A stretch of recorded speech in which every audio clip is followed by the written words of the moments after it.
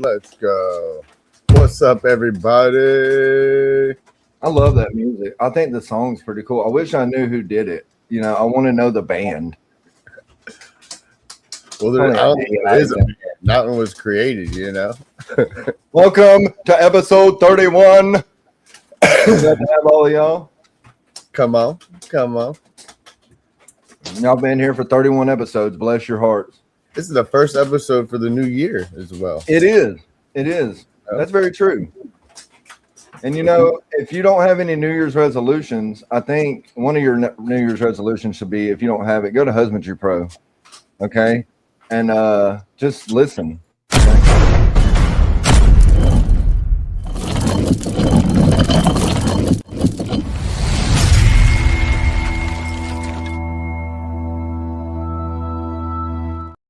Come on.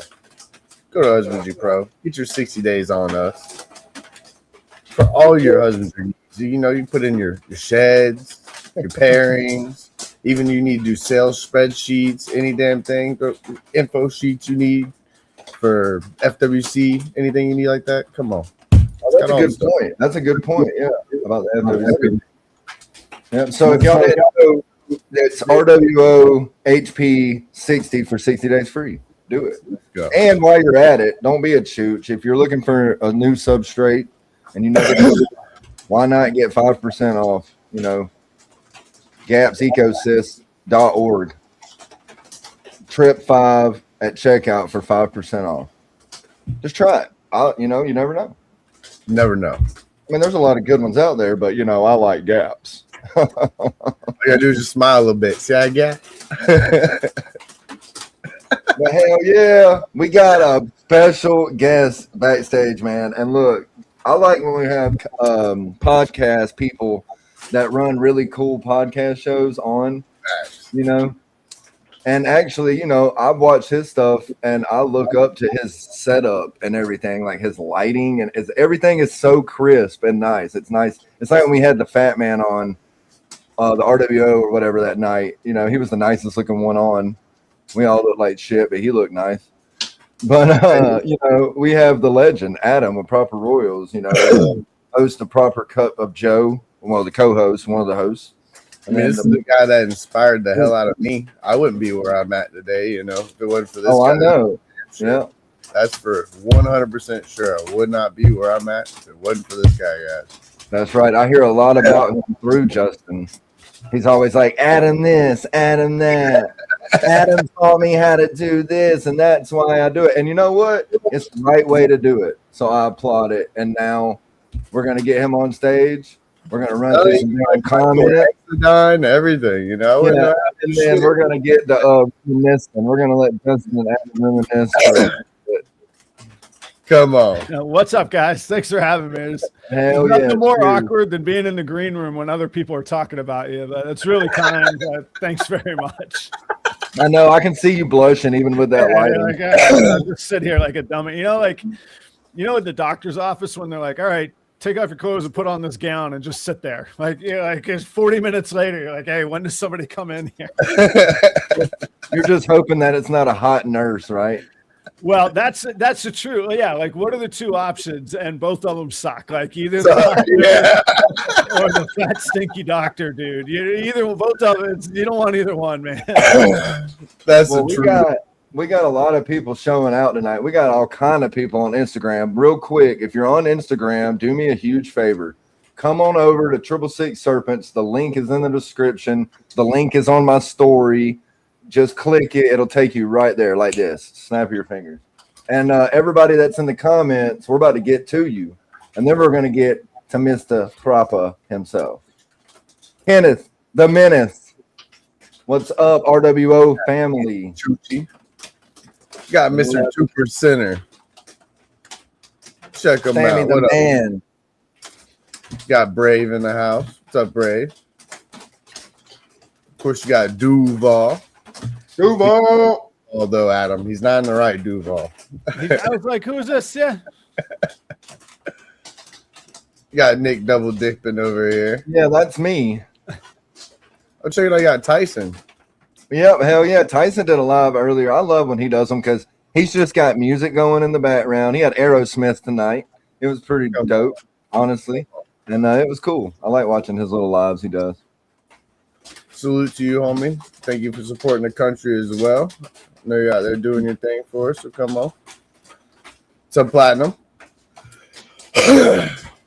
Platinum, what's up? What's up, Dustin? That's one of the foursome at DDM.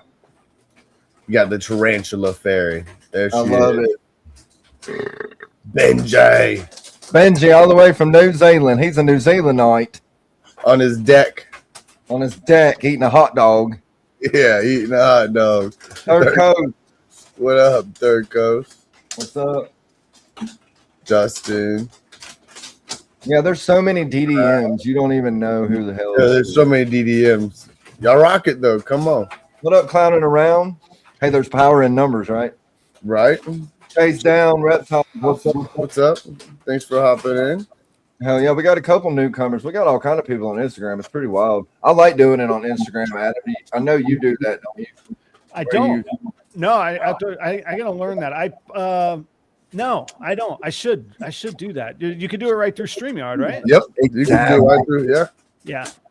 Yeah.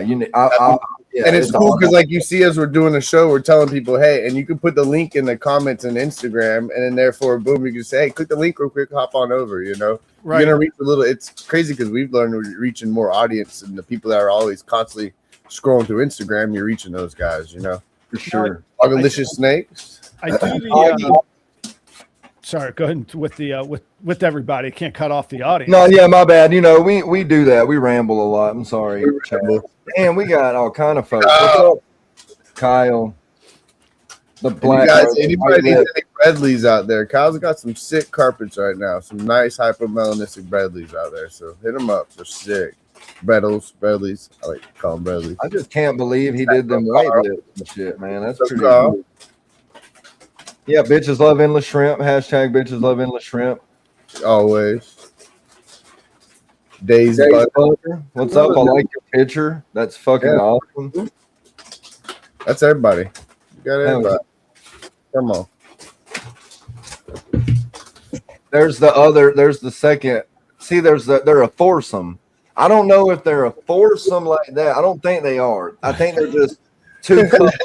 Every time I say that, I feel weird, but you know, it is what it is. It could be. It could be. You know. Come on. Hell yeah, Sashmo. That's what I want to give a shout out real quick to Sashmo. On Monday nights, go to Sashmo on Instagram, Sashmo Exotics. He does a live. It's pretty cool, man. It's gaining traction, and I'm happy for you, man. And I think he's actually going to do it on YouTube soon too. So, nice. Come on. Yeah, my bad, Dustin. I know that's what I'm saying. It's weird though because I don't know what I call you. A quadrant? Are you a quad squad? What do you want me to? Go Power Rangers, you know. Hell yeah. Adam, so fucking happy to have you, man. My pleasure, man. I found, and I'm sounding like the old dude now, I've been at like some of the media long enough that I get too set in my ways. So when you're talking about like a simulcast on Instagram, is that through StreamYard or is it on like do you set up your phone right next to it and you're live? Pretty much. I have my two screens. I have Instagram and YouTube on this split screen on this one, and then this one that I'm on right now is the StreamYard. Up top where it says edit, you can after you make your thing, you just click that, you link your Instagram to it, of course. But then you click that and then copy the stream key on that. I gotcha.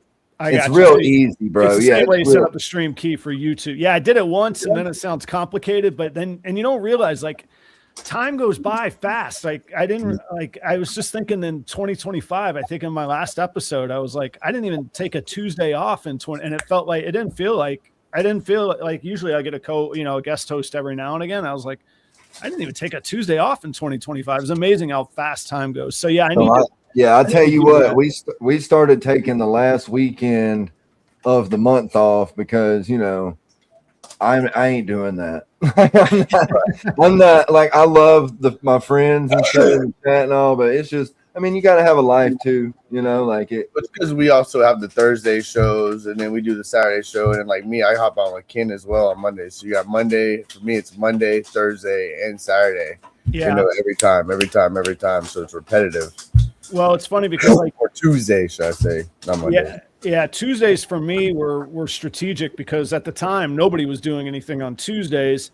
And I didn't have to worry about, at the time I was running restaurants, man. I couldn't do anything Friday and Saturday night. Right. And if I did, I would close the restaurant or get out of the restaurant and go straight to playing gigs, there at the Flies Tie right down the road, man. You know what I'm talking about. Yep. And so yeah, the weekend nights were just not a possibility for me. So the other thing I like is doing these guest spots, man. You guys it's funny because there's almost like echo chambers of audience. You get the same 30 people or 80 people or however many people that watch each show, and it's cool to see new names, man. I don't recognize some of the people here, so I'm thankful for the opportunity to be here, and I'm always willing to come hang out, man. I love talking snakes and community. That's my thing, Come on. Hey, I'm thankful when you share my thing on your channel.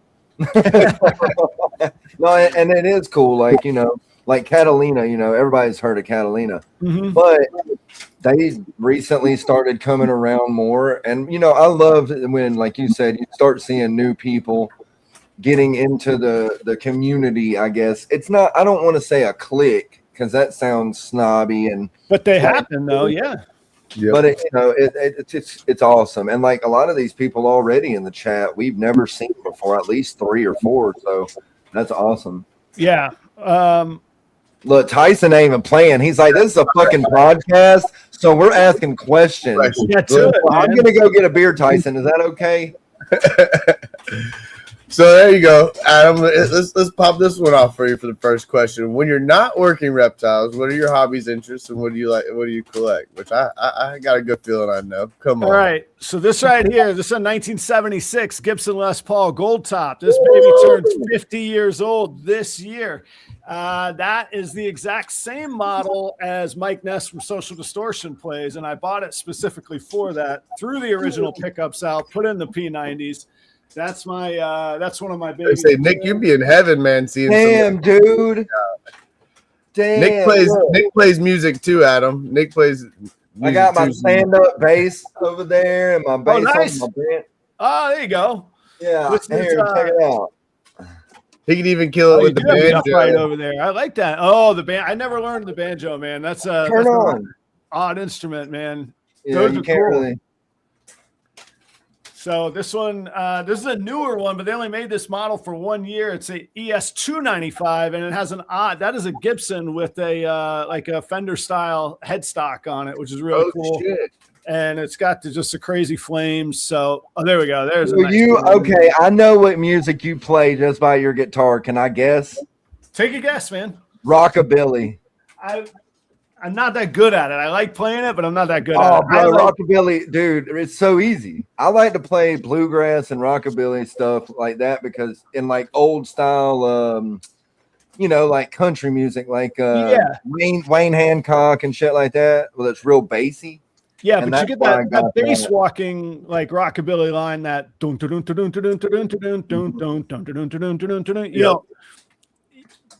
And then triplets,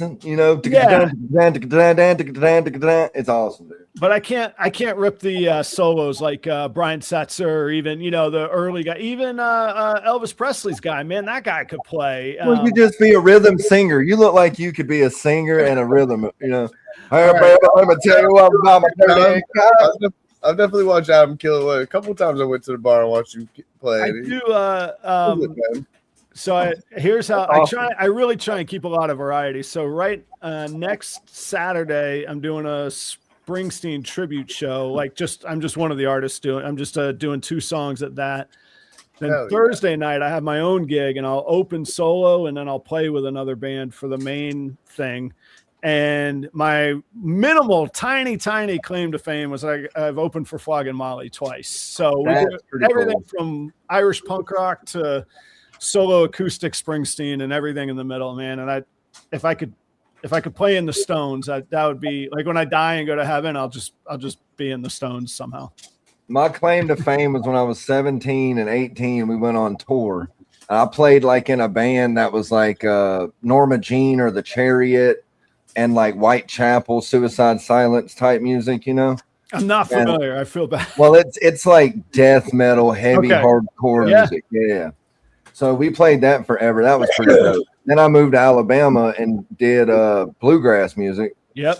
And played harmonica and the stand-up bass. And now my buddy in Atlanta wants me to try to start coming up every other weekend and doing like vocals for like Every Time I Die, Maylene. I mean, y'all probably don't know who them bands are, but it's like hardcore music, kind of, you know, southern rock, stoner rock, if that makes sense. No, it does. What's cool is there's actually a lot of overlap of metal and bluegrass. There's a band I think they broke up in Jacksonville, but they were called Grandpa's Cough Medicine. And that dude on guitar was the fastest shredder I ever seen. And he was doing it on acoustic, man. He could fly. And I was talking, his name was Brent one night. And I was like, what's your thing? And he's like, heavy metal. I just do this gimmick thing for heavy metal. And punk music is one of the leading, like, okay, I'll put it to you this way. Like there's a bunch of people like the goddamn Gallows, Jake Orbis, all these bands, right, that now play bluegrassy, rockabilly type S music. They play that because if you think about it, okay, a mandolin or a banjo, when you're seeing people playing that mandolin, that's like playing like the Black Dahlia Murder type, fast, like solo picking and shit, you know? Yeah, exactly. They're playing 8th and 16th notes, man. Yeah, and it's the same thing, literally. And punk music is really like, it's the same shit. And you notice all these old heads that used to play punk music and hardcore music now play country or fucking bluegrass, and it's wild, but it's pretty awesome too, you know? Well, there's not as big of a difference or like islands that people think. So like Lemmy from Motorhead, like, was he punk? Was he metal? Like all the punks love him. All the metal guys love him. That guy, he cut a tribute to the Beatles album. There's a thing called there's an album called Butchering the Beatles, and Lemmy does Back in the USSR on it, man. He loved old rock and roll. Lemmy was God. He could do whatever he wanted. Exactly. But that's the thing. He did it because he wanted to. He was inspired by it. He didn't, you know, so like it's not, I love that there's not that doesn't have to just be this like I'm into this or this. Screw it. I don't know. I wake up, I listen to what I want to listen to, man. Oh yeah, I mean, you know, like Justin knows, my music range is like anywhere between Hank Williams Sr. all the way to like Revolution style reggae to the third, yeah. But I like the third, like I like Ash Jack, I like that stuff, Anti-Scene, all that type of shit that he did, and like I care more for Senior than I do the third, honestly. Oh, Hank the Third that'll blow the fucking wheels off that. Oh, okay, Bob Wayne, trucking music. Yep. Ride the wheels till they fall off that motherfucker. What's up, Adrian? What's up, Eastern Box, baby? I love it. But yeah, so for Black Lagoon's question, yeah, I like music, and I would say I collect guitars, although I've kind of stopped buying them. Although if there's a couple if I found a Gibson J200 I could afford, I'd buy one of those. And I don't know. That's awesome. Now, I didn't know that about you. That was awesome. Man. No, thank you, man. That was I kind of have the ones that I want, but you know, there's always another one that you want. And I have musical instruments literally all around my house. Like every corner in this room, it has a guitar, a banjo, a violin. Something, you know, like it's crazy. I can't sell them. Like I'll be like hurting for money or something. I'm like, that bass is worth $2,000. Yeah, I can sell it anywhere. It ain't going nowhere. I can stand up on that bitch and play it. Are you kidding me? I got a full fucking drum set in my bedroom. Like, that's the life. That's the life, dude. Hell yeah, brave. I'm with you there. I like my country too. Oh, I'm a country boy now, baby. Don't get it twisted. So Adam, besides that, I want to get on some of your projects if you don't mind. Let's talk about some of your projects. I know some of your picks you had back in the day, but I want to know, kind of learn about what you got kind of rolling in now since you moved out of Florida. I know you definitely had to pick up some nice pickups. You got a new building now, so let's hear a little bit about it and tell me like what you got going on now. Thanks, man. I'm still and I think I always will be, although, you know, I never say never or never say always because life can change. But I really love gravel, and specifically super gravel. I kind of try and think of things on a spectrum, or ball pythons on a spectrum of color, pattern, and contrast. And to me, super gravel really excites me on that, looking at it that way. It's kind of unique. There's enough people working with gravel that there's enough audience and a sort of a community to work within, but it's also really not much has been done with it. There's only been a handful of Ultramel super gravels, not to mention any with other Kodoms on the top of it. I think it looks really great in just about everything except for maybe pied, although maybe I just haven't seen the right pied combo yet with it.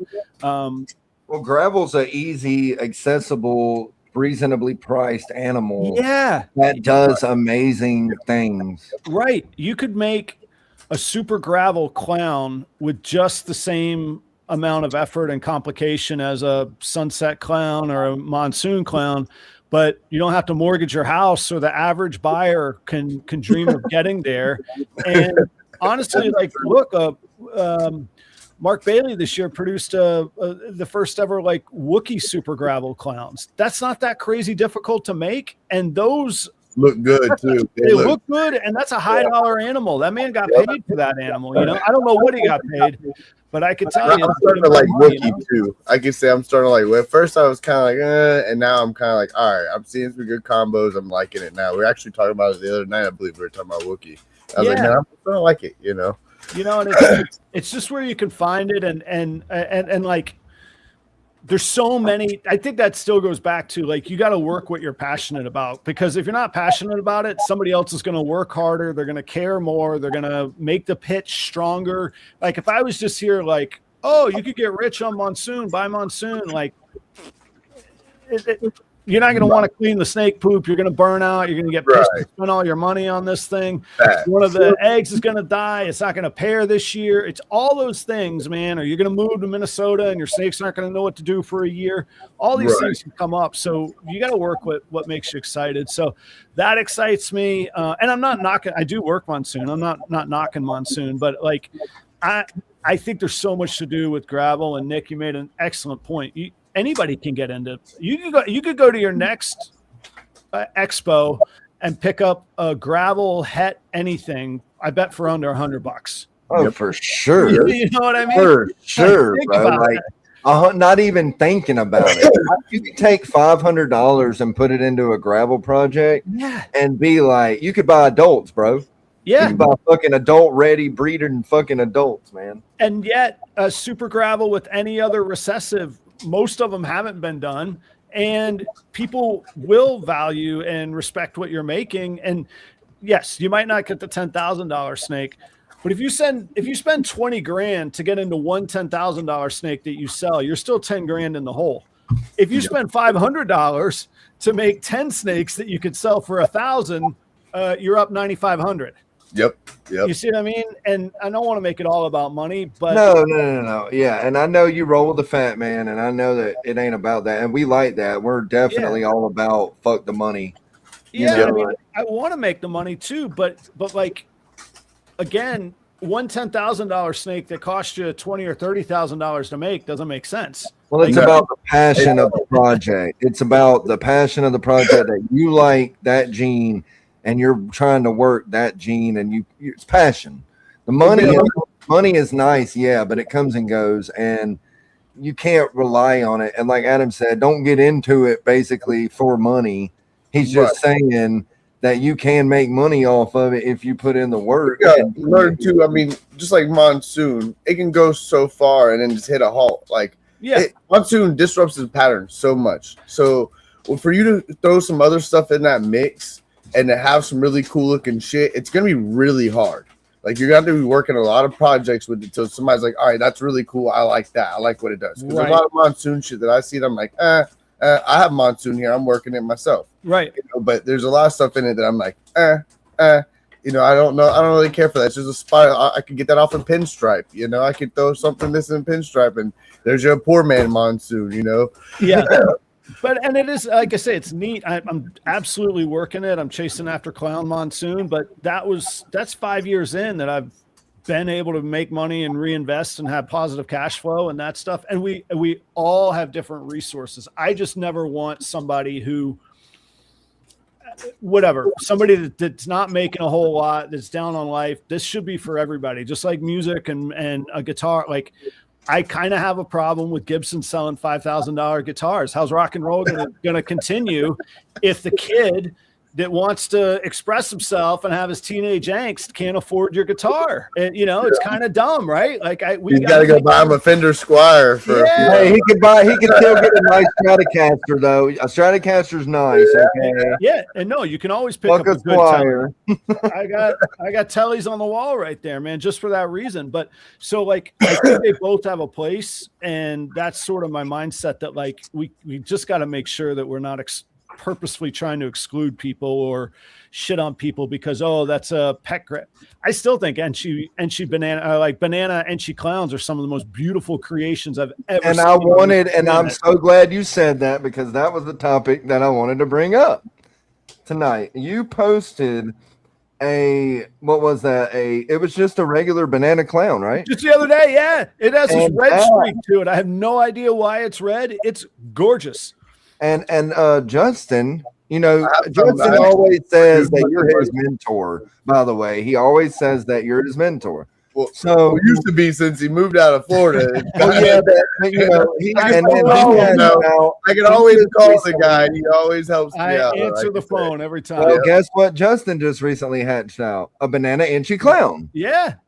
And it's funny that you said that. I just think that that's funny. It's like, because I seen that post the other day and I shared it because it was so insane that it was just those two things. Yeah. And ask Justin the lineage on the banana Enchi clowns that he hatched. Yep. Those came right from my collection. Came from Adam, Same thing with, actually, I can actually back it up a little bit because you just were talking about super gravels. Yeah. And I got my highway pin from you that we thought was maybe a super gravel pin. I thought and it was. I paired it to a highway, and I hit an ivory, and I hit a super gravel on the situation, So then I can't fucking complain out the situation at all. And I think the ivory is an ivory pin. I'm still waiting. Gravel was one of my first snakes that I had when I started buying for breeding a long time ago. When they were and even back then they were expensive, but not like a fucking Het Puzzle or Monsoon or something wild that's like thousands of dollars. It was nothing like that. It was maybe, I think, a pastel gravel Het pod was maybe $250 from a local breeder here. So I mean, it's but now, like you said, you can get a fucking gravel. You could get a fucking adult gravel head something for fucking $100, depending on what the head is. I mean, if you're trying to get some crazy head, but you could get something simple like a gravel het pod all day at the shows around here for $75-$80. Yeah, and that's just a perfect example of people not the people selling it because maybe they held back what they need. But the low valuation is just an example of people not seeing through the long term of a project. Like, and even in just 5 years, I've seen these cycles of hypo was huge and then it was garbage and now it's popular again. And DG was selling for, you could get thousands and thousands for a female DG breeder. And then one of the, and I'm not knocking anybody, they were just working their way through the science, but they said, oh, well, there's different kinds of DG and it's not what we thought. And everybody was like, oh, screw DG, it's out. And now it's sort of flatlined at the moment. It's going to come, somebody is going to pop something amazing out again. Like it goes in cycles. And like, if all that happened in 5 years and it takes 3 years to grow up a female, like these are people flipping out way too soon. See things through, man. Take a little bit of a longer perspective on it, Facts. That's like that banana. So the banana clown stuff. Yeah. What's kind of your future with that? I know, like with me, I want to throw some high OD cypress in there and make some high OD. Oh yeah, those would grow. Those would glow. Which Boyd created some back in the day. I think I showed you a picture at one time of what I'm trying to do with that project, and it's sick. It looks amazing. So I'm kind of curious what your view is of what you want to go with it. So, couple things. I like. I breed quite a lot of them. I say just, but as like the $300 to $500 really nice pets or entry-level breeders for somebody. I breed a lot of those, so I like them. They look amazing, which is great, and they sell really well, so that funds a lot of bills that pay for other things. So I do like that. I lucked into I purchased this animal a little while back for next to nothing. It just looked cool, but it was a super banana male, which is really why I wanted it, because I was like, oh, I can make them all banana babies for what I was just talking about. But it was a gargoyle. So het red axanthic cinnamon super banana. And guys, I wish I was in. I'll post it tomorrow on Instagram and I'll tag both you guys in it. And we can tell people to watch what we're talking about.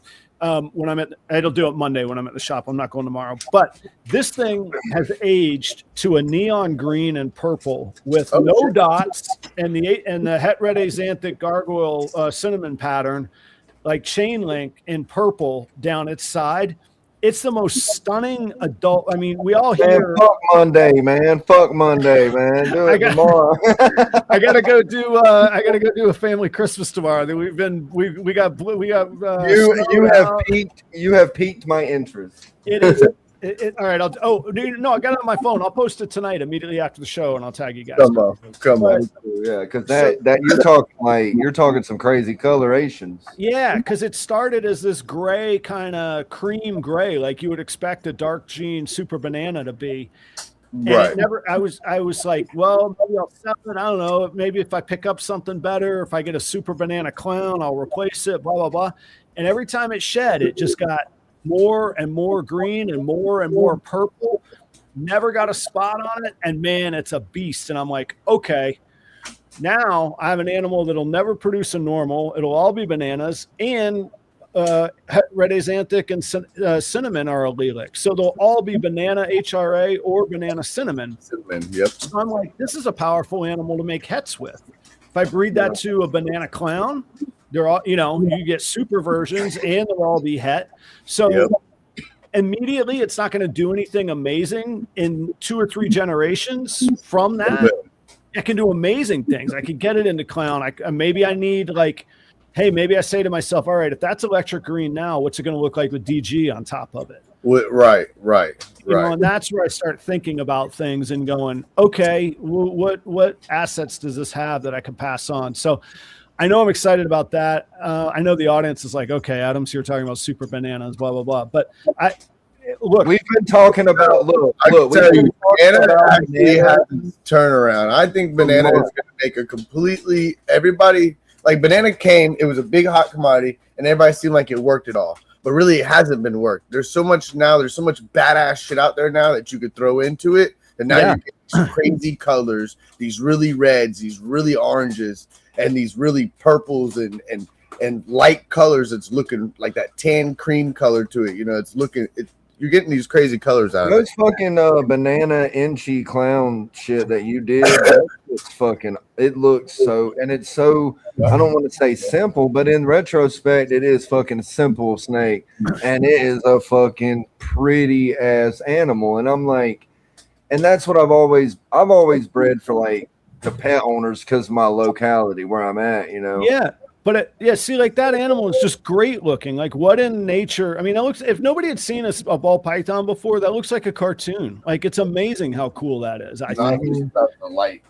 And take the light off. And then even just his banana clown and like your banana clown, just those 2 genes, they look fucking sick. Yeah, and I know that there's always going to be the high end, but we'll go back to music or guitars for a minute. If I got to explain to somebody that a guitar is worth $3,000 because it has this ebony fretboard and abalone inlays, none of that makes a bit of difference. Like it, or if like a joke, if you have to explain why it's funny, maybe it's not that funny. If I have to explain for a long time why a snake is cool, maybe it's not that cool, or I'm explaining it to the wrong audience. One of the two. So I like that stuff, and I do have high-end stuff too. But I love the base because that's what keeps the lights on. It keeps the community growing. Somebody buys that snake, and then they buy ASFs from me every week, and then they buy the second or the third or the fifth snake from me. Hell, the first time I met Justin, he didn't buy a thing from me. The next day he called and he goes, "Hey, do you still have this, this, and this? I'm going to buy those if that's okay."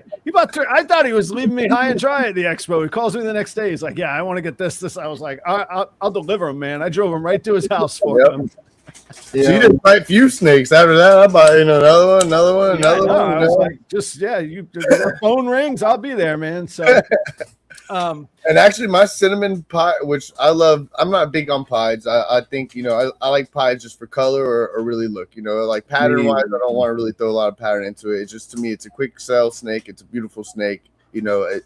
Besides that, I don't want to throw a bunch of crazy stuff in it. So I like the cinnamon pinstripe pies. And that's why I bought that little sin pied from you. And then I was like, look, and I got a cinnamon pin pied from you. And I was like, look, I like how the sin pied, I don't have no Saturns, but when you throw the sin pied, when you don't have no saddles, but when you throw the pinstripe in there, you start getting saddles back on it and you get a little bit of extra pattern into it and it looks really good, Throw that snake on mulch every time. That's one snake I pull out my bin. And if I throw it on some cocoa and just have it sitting in a little bin while I'm cleaning its bin out, I'm like, man, that thing looks gorgeous. Yeah. I think I have the sister to that one. I paired a cinnamon pinstripe pied to, damn it, what was, a super pastel hypo pied this year. I got the pastel in it. But Justin, that snake everybody said it looked like it was wearing a toupee. It came out with a white face, just a little. Oh, I remember that. I've seen that. Yeah. And I got a clutch of 3 of them from the sister of the one you're talking about. And I was like, man, I don't know what else is in here. Those sold like instantly. Like at the end of the day, I would have bought a toupee snake. I would have bought one. Like we could try and explain to each other what amazing genes are here and there, but cool looking snakes just sell. Now, granted, they're not $5 or $10 grand. I get it. But it's visually appealing. Yeah, and that's like the safety net at the end of it all. Like, and that was kind of my career path. I was like, so I ran restaurants and I played music. I'm like, at the end of the day, I could stand on the corner and play a guitar with a case open if I need to make enough money to go buy a can of beans to live on. Yeah. And I can always cook for myself and I can always like serve and be hospitable to somebody. I think that there will always be a market for those things. And I think good looking snakes will too. So that's. Oh, I have no high end. Justin knows I have literally no high end. I don't think any of my snakes are $1,000. But I do what I like, and I do it because it sells where I'm at, right? But they are visually appealing. Right. It might be 3 codoms or 2 codoms and 1 recessive maybe, but the recessive might be albino or something. But it's visually appealing. Right. As long as you have that, it's just like at a car lot. Or like at fucking Guitar Center, like you keep using that at Guitar Center when you walk in there, exactly, and you see that beautiful red, Gibson or whatever it is that, or Les Paul, what the fuck ever it is that's $5 grand, 10 grand, right. And then you see the one next to it that's like a couple $100, but the red one is so nice. You're probably going to buy the one that looks nice regardless of the price anyway. But if it's a cheaper, gene snake, the more pretty you can make it, the better your chances are of selling it over a normal, and you can still sell it for a reasonable price. Basically, what I'm saying, I guess, is you can do the lower end like bamboo, blackhead's kind of up there still, depending on what you put it on with. But I'm just saying, like if you do like a GHI blackhead, that might be $500 if you throw Het Clown in it. You know what I'm saying? But like even that's a visually appealing animal. So it's gonna sell instantly. Like Justin said with pies, they just sell so fast. Snakes. Yeah, like if I'm making pies, I'm making a visual, like I want high OD in there. I want some pretty color into it. When they walk by that table, they're gonna see all these popping colored pied snakes and they're gonna be like, holy shit, that's nice, I say it bell cell, I see it like fuck Adam, I've sat there and I've walked in a show and seen a guy have about 10 bells on his table. And by the time I walk all the way around that show and back to that guy's table, gone. Bells don't last for shit. Yep. And he didn't make a shit ton of money, but I mean, he sold every one of them damn things, So boom, what, $700 right there, $800, $900, Say to me, they're like, you don't have any high end animals. I'm like, no. but I guarantee you, I walked out of there with at least $1,000, and I sold everything I had. Yep. Yeah. Well, didn't have to take nothing home, and regardless of the money, I didn't have to take nothing home. That's true. Yeah. And that's the thing. Like, you get the money and you don't have to keep caring for them, which is, which is kind of nice. Kyle brought up a really, really good point. And I remember learning this at even the highest end, like wineries or restaurants. There's always a low end glass of wine on the menu, right? There's always a burger or chicken tenders on the menu. There could be an $80 steak, but there's going to be something that anybody can get. Yeah. And there's two reasons for that. One, usually the margins are higher on those lower ones, so you can make more money in volume, which isn't necessarily true in snakes, but it gets you in the door. I would have never discovered my love of wine and opportunity in my career if I hadn't just tried a $5 or $6 wine and been like, oh, I do taste some of these flavors that these people are talking about. This kind of does make sense. It'll still get you drunk, though. Well, that's true. You know, my goals in life changed a little, not much, but a little over time. But yeah, there was that to start with. But it's the same with the snakes, where you're like, okay, if it looks cool and I want to understand what pied is, that's the most mind-blowing snake to somebody who's never seen one. Yeah. Oh yeah, 100%. It starts conversations, and then, you know, one in every how many are going to be wackos like us that go, well, why does it do that? Oh, it's a recessive gene. The hell does that mean? Oh, you have dominant genes. I can put that on top. Oh, and then Kyle put it really well. Then you can point and go, well, yeah, that's why this one's $6,000, because it took me 7 years of recessive to make. Right. Yeah. And they go, oh, that's neat. And so it's all of that together. But you can purchase this one and work your way there and take you 7 years to do, you know? Yeah. And you can it does. You can pay the bills along the way with bananas, with bells, with pieds. And man, I don't know, maybe people think it's cheesy, but the joy on people's face when they just stare at a banana when they've never seen one before, or they buy their first pied and they're excited to show their friends or somebody, because that animal is always going to be eye-catching, because the average person doesn't know what the hell a pied ball python is, you know. Yep. And it's cool. Yep. So I got no problem with it. Well, I tell you what, every time I show my banana, people love it, and they just go crazy for it. You know, every time I whip out my banana, it's just they're in awe. Yeah. Yeah. And it doesn't, doesn't compute, you know? So, you know, I do like some higher end stuff. I just picked up some scrambler animals this year from DPR Cold Blood up. And when I made the mistake of going to Toronto with Chris Eaton thinking I was getting paid. No, I was thinking I was going up there to spend a whole bunch of money. So you're going up there to get broke. I caught on to that too, Nick. But yeah, so fell through my pocket. Yeah. Well, hey, with that being said, I have a question, and I want you to ponder on it while we do our next commercial. Yes, sir. Vision. But I'm going to ask you, what do you think is going to happen? Since we were talking about the money and all, what do you see in 2026 as far as the next top money makers? So ponder on that while we run it. We're going to run it, Justin. You ready to run it? Run, rabbit. Mark with Vision here. We're showing off the new Visionarium. See a couple examples here. These are going to be a new product from us coming out hopefully the end of the year. It is modeled off our V35 and V70 tub, 3X height. So we're doing about 15 inches on this. You'll have options for doors on one side or up to all four sides on each of the tubs. We got vents on the front and the back. You will have options for windows as well if you just want that instead of the doors. We'll have perforated options and glass options. This was the V35. This is going to be the V70, so you get a little bit bigger option. We have a bearded dragon set up here and a pixie frog in this one. Show a little bit of versatility of using it for a desert species versus tropical. We have lids that are built in as well. These are going to have options for your lighting. These are going to be a halogen light or an LED light, and they will snap into the lid. C5 lighting, other UVB and halogen lighting options. Options will be available for misters, temperature probes, and fans, depending on what the customer wants.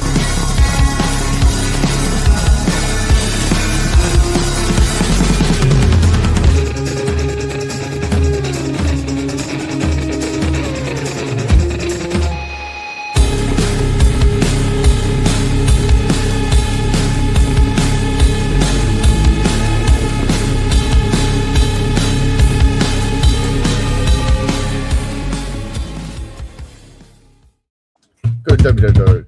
Mincy is on it. Mincy is on it every week. I love you, girl.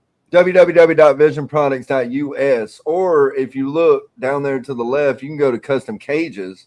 They got some dope stuff out there. And to the right, if you got fish or aquatics, custom aquariums, man, go check it out. It never hurts just to pop in and look. If you do, tell them Nick with 666 Serpents, the damn sipping show sent you. Okay, that's all I got to say about that. That was a new product that they're coming out with. I think they might have it out already, but it's these little tub things. It's pretty wild. And shout out to Mark and the team at Vision for giving us a chance and making it happen. On new sizes with those tubs, so they're gonna have really big sizes as well. Mhm. So working on It's pretty cool, man. It's pretty cool. They just came out with they do a great job. I'm not affiliated with Vision, but I wouldn't mind to be. But they do a great job with innovative products. They have those of y'all that vend like forever. There's people like, what do I do for setup? How do I start? And everybody wants to get this 90-gallon aquarium to put a hatchling in, and we know that's not going to do well in that. Vision makes these ready set, like they're ready go tubs, the little tubs that are great for a hatchling. And man, I actually want to buy some just to include in like starter packages for people and go, it's right here, the animal's right here. If it doesn't flourish in this, I'm right here local in town. You could bring it back or I'll take care of it. But I know it's going to do well in this small tub. Well, you know, you said that, and I'll definitely put in a good word for you for the people. Hell yeah. They, you know, like those tubs like you're talking about, that was what that was now. I mean, they got them now with doors on all sides. Like, it's really cool. Like, you know, nobody's really thinking of that. A lot of people, I've seen Lace. I don't mean to call her out, but shout out to Lace, by the way, the 15 Minutes of Lame champ. Champion. You know what I'm saying? But she was complaining about how long it took to put together that rack.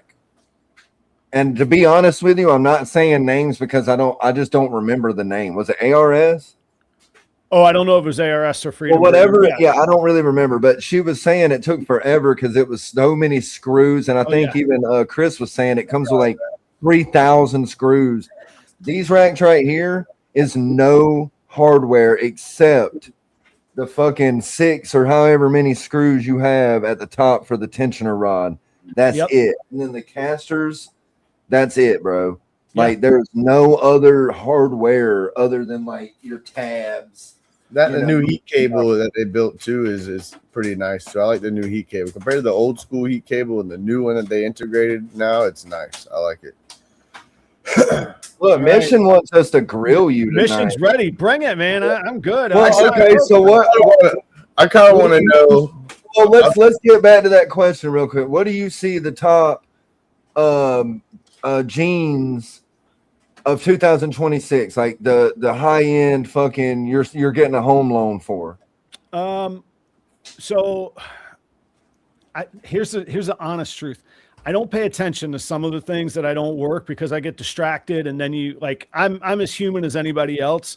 You could feel like you're too far behind or like you're slacking, or you can have the jealousy or the FOMO or whatever. So sometimes I don't scroll Morph Market like a lot of people do. And I know that sounds silly, but I don't anymore. I used to, but I haven't in years.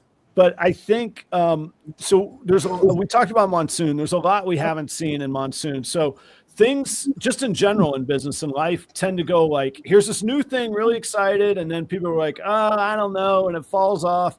And then somebody's going to do something amazing with it. And I do think we're going to see stuff in monsoon that we haven't seen yet. That's going to be pretty wild.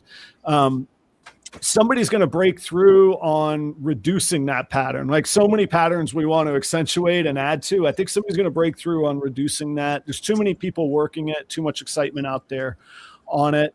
Ultramel's back. Oh, somebody's going to do something amazing in Ultramel. No, it's so stinky too. Everywhere. I love it, man. I'm excited for it. I'm stoked. I like the what is it? I like the Monarch. That's what I like. Okay. I like both. I like both. I think that they're both really cool, but I think that's going to be out there. I don't know what's going to happen with Scrambler. I've been saying lately on my show, one of the themes is there's going to be I call it a lace moment with Scrambler. Have you noticed suddenly every orange pied now is a Scrambler? Or like not every, but a lot of people, oh, it popped up in my collection. Turns out I've had it.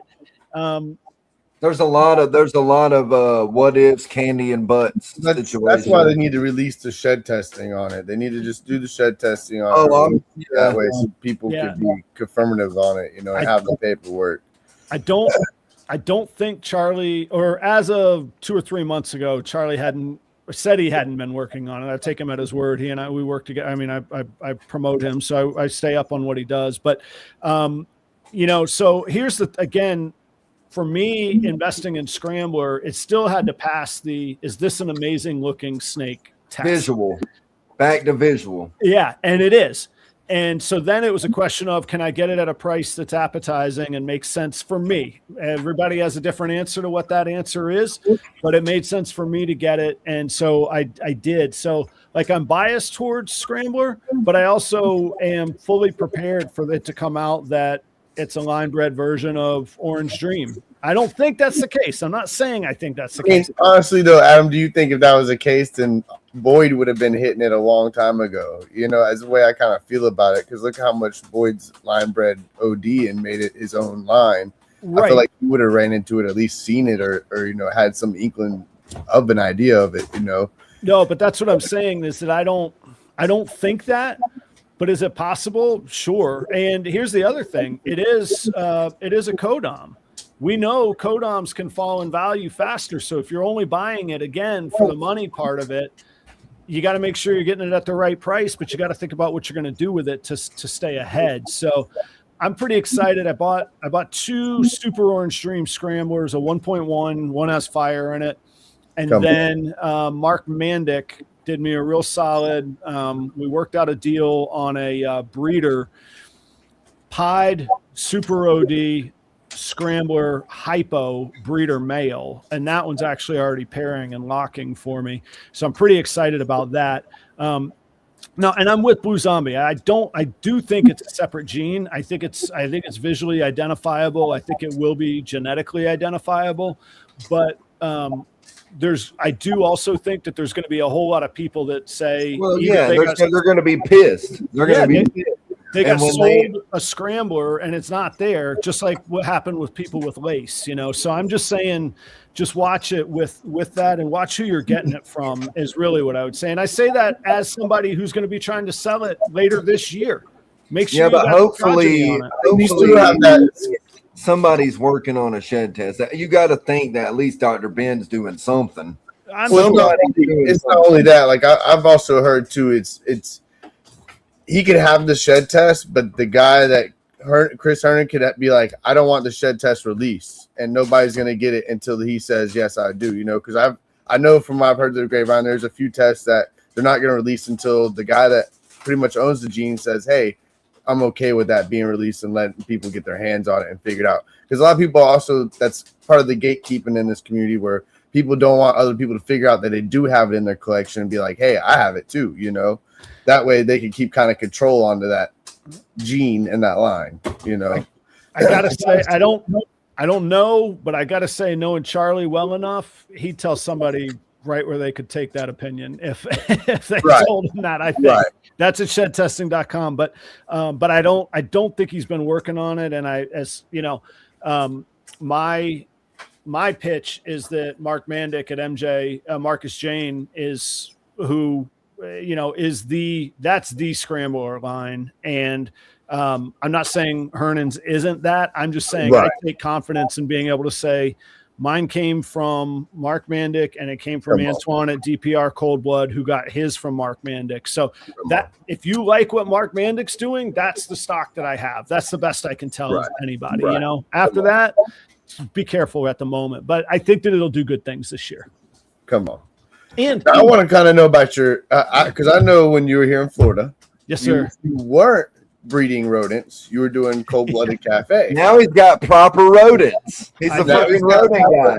And well, at first it started because you partnered with the guy up there up north for a little bit with the rodents. I know that for a little bit. I can't remember the guy's name, but I know you partnered with him for a little bit. And then once you moved and you got it settled and whatnot, you got your own facility, you're like, okay, here, I'm taking off full force. So I kind of want to know about your journey. I know you had to have some speed humps. I know it wasn't an easy task. I mean, fuck, No, it ain't time for the speed myself, hump. and I'd have been over some speed humps with the situation. So kind of explain to some about it, man. All right, couple things. Burner with it. Tell me the bad, the good, the bad, and the ugly. Couple things to clarify. I still work with Cold Blooded Cafe. I think that they're the best frozen rodent option out there. I still work with them. I'm proud to work with them. Let me tell you, just from my heart, they took a chance on me when I was just dreaming of what could be. And they took a chance on me, and I worked my butt off for them. And I'm so proud that I still get to work with them, and I still get to work with Desiree, and I see her at Tinley. And they are honestly all the advertisers are customers of mine. They are the easiest customer to deal with. They're really nice. They're really fantastic. Nice. I notice when I go to shows and they're there, I end up spending more time at their table just bullshitting, just hanging out. Yeah. And I will say, and I'll name drop. I don't give a fuck. I used to buy rodents from Rodent Pro a lot and the only reason, to be honest, I did is because Nerds videos had promo codes. Oh yeah. Yep. Okay. And then Chandler, bless his soul, he had a promo code for Cold Blooded Cafe. And that's how I found out about, their quality. Honestly, it's very good.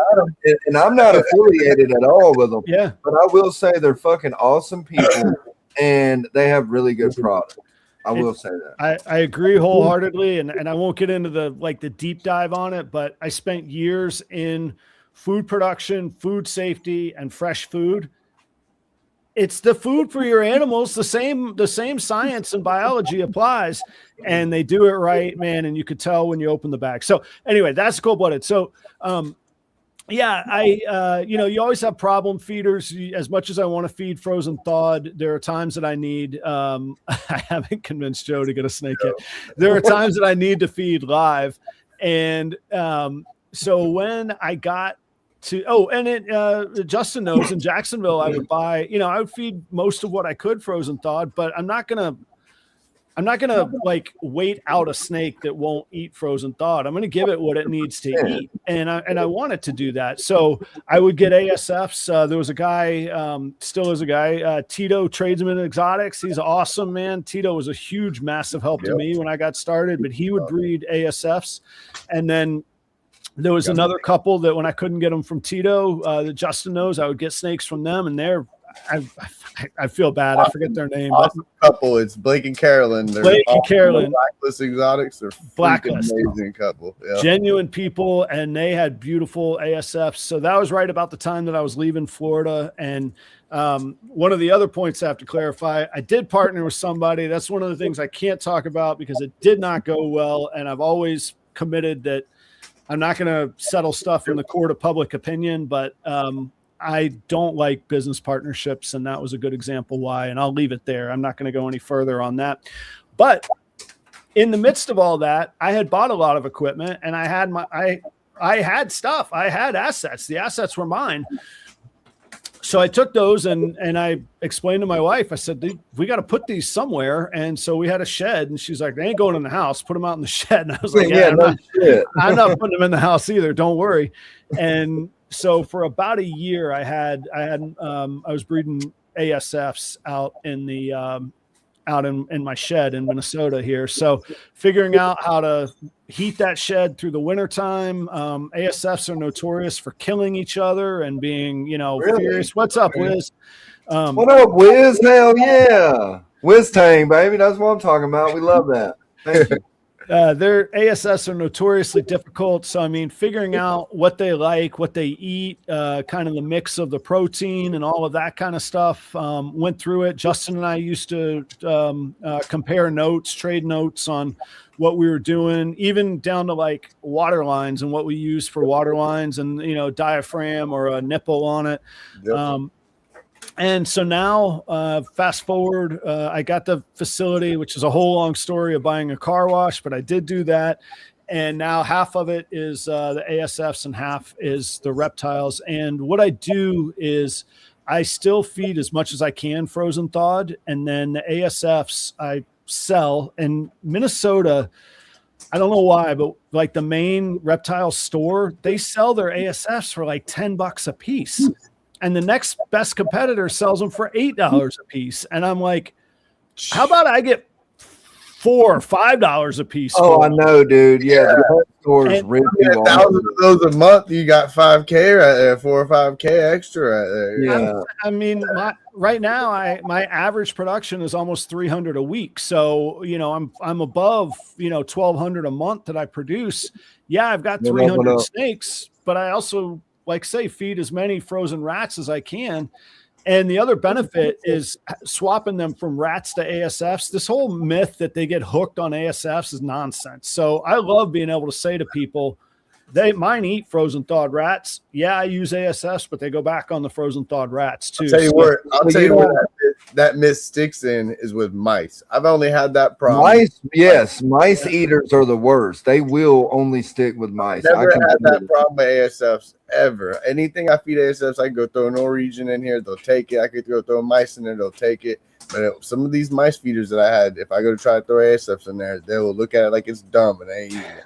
And Do not Super use- Pastel Bamboo took years of eating mice to where he would get up to size and body weight and visual weight to be able to breed. She took years. That I've had that snake for like 5 years, 6 years, and it's just now last year ready to breed because it took me forever to get it on rats, man. Forever. And that's why I tell new owners, they're like, I need a mouse. I'm like, don't get a mouse. It's either gonna take years or you're gonna have to feed it 4 mice a week and hope that it eats all 4 Shit, of them. You know? 4. Dude, a big breeder female is eating like 10 mice, bro. Yeah. Like, Yeah, the math doesn't work on that. So no, math. Yeah, it ain't mathing for sure. no.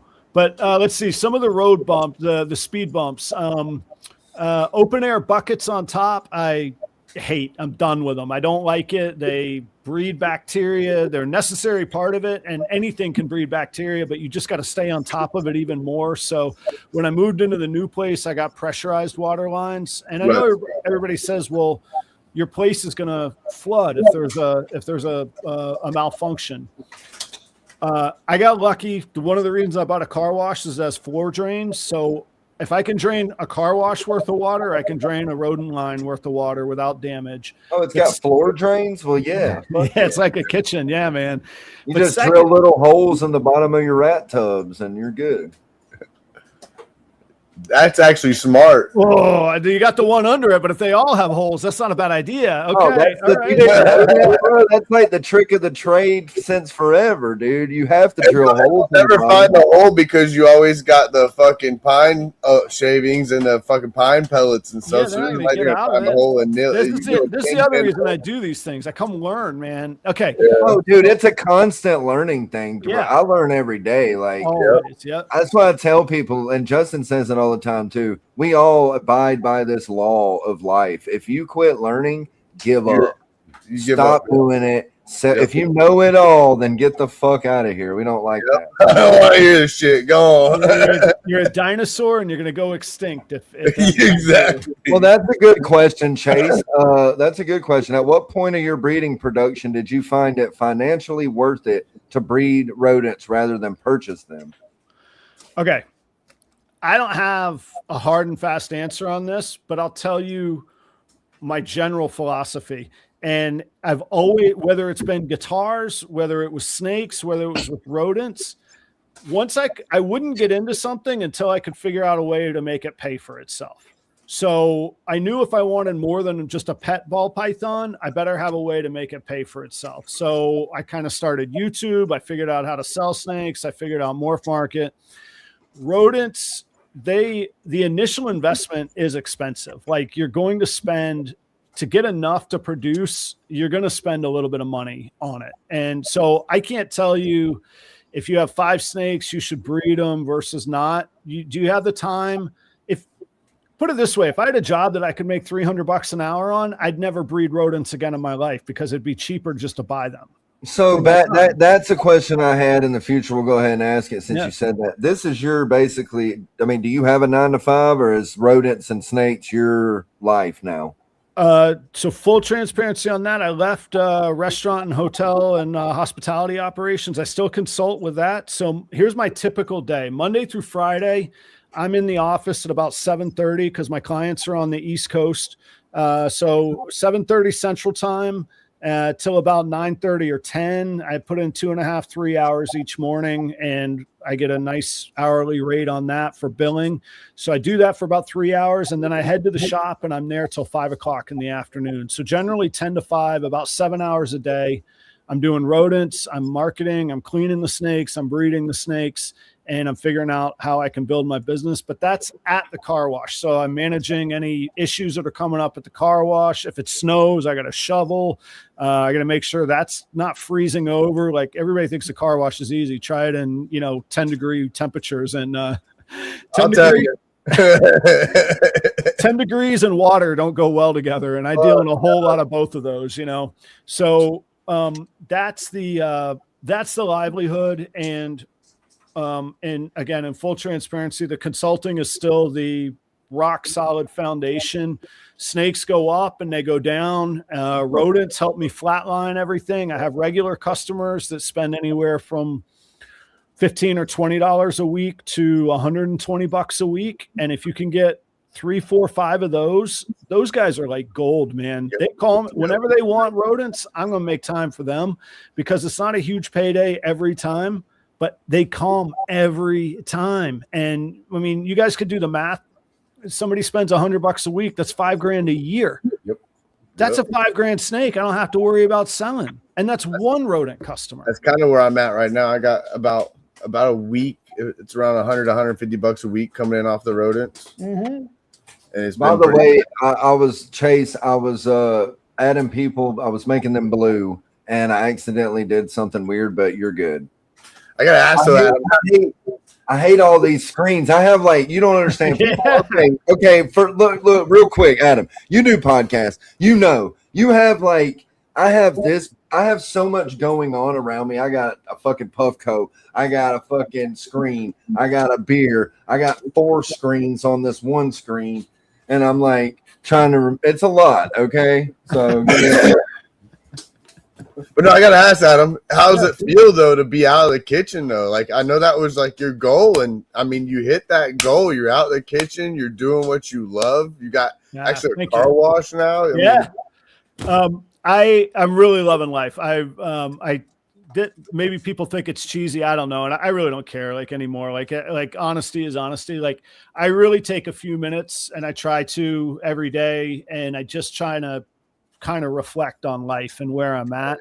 And I'm thankful and I'm really happy right now. And I have this amazing, my family's incredibly important to me. And my son was 9 when I left restaurant operations. He's getting big now, huh?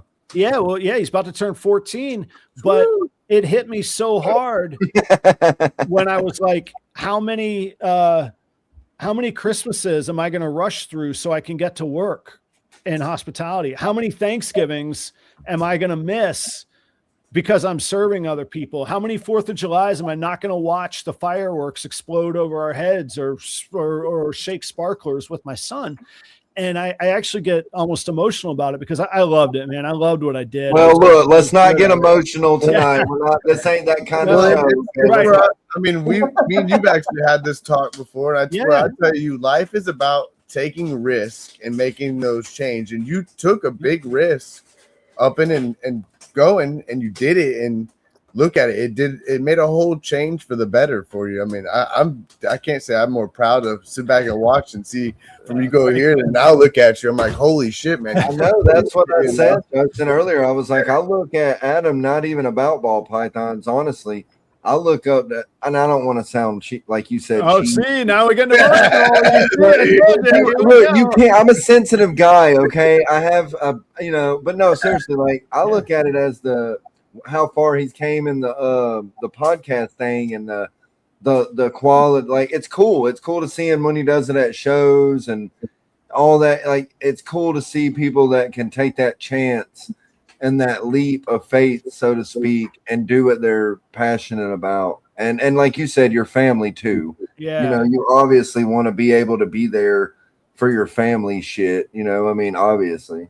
Yeah. So I'm thanks, Justin and Nick. I'm thankful, and I can't, like, I wish I could just be like, take the risk, go buy the car wash. I can't say that to people. I don't know what, but I don't know what position they're in. Like they got to feel the risk themselves, and they got Yeah. to really put into it in their brain and foresee the future themselves. You know, you got to put, how is that saying? Like, you got to speak it into action.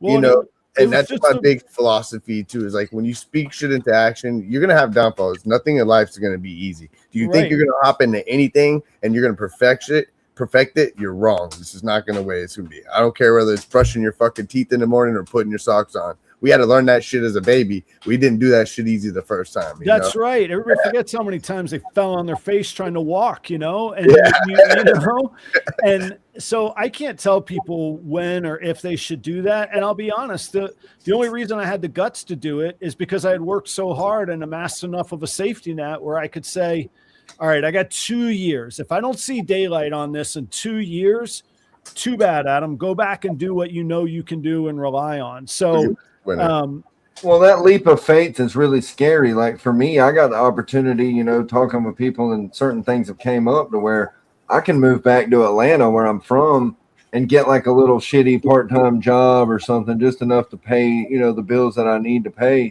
And then just do my, my social media and my snakes.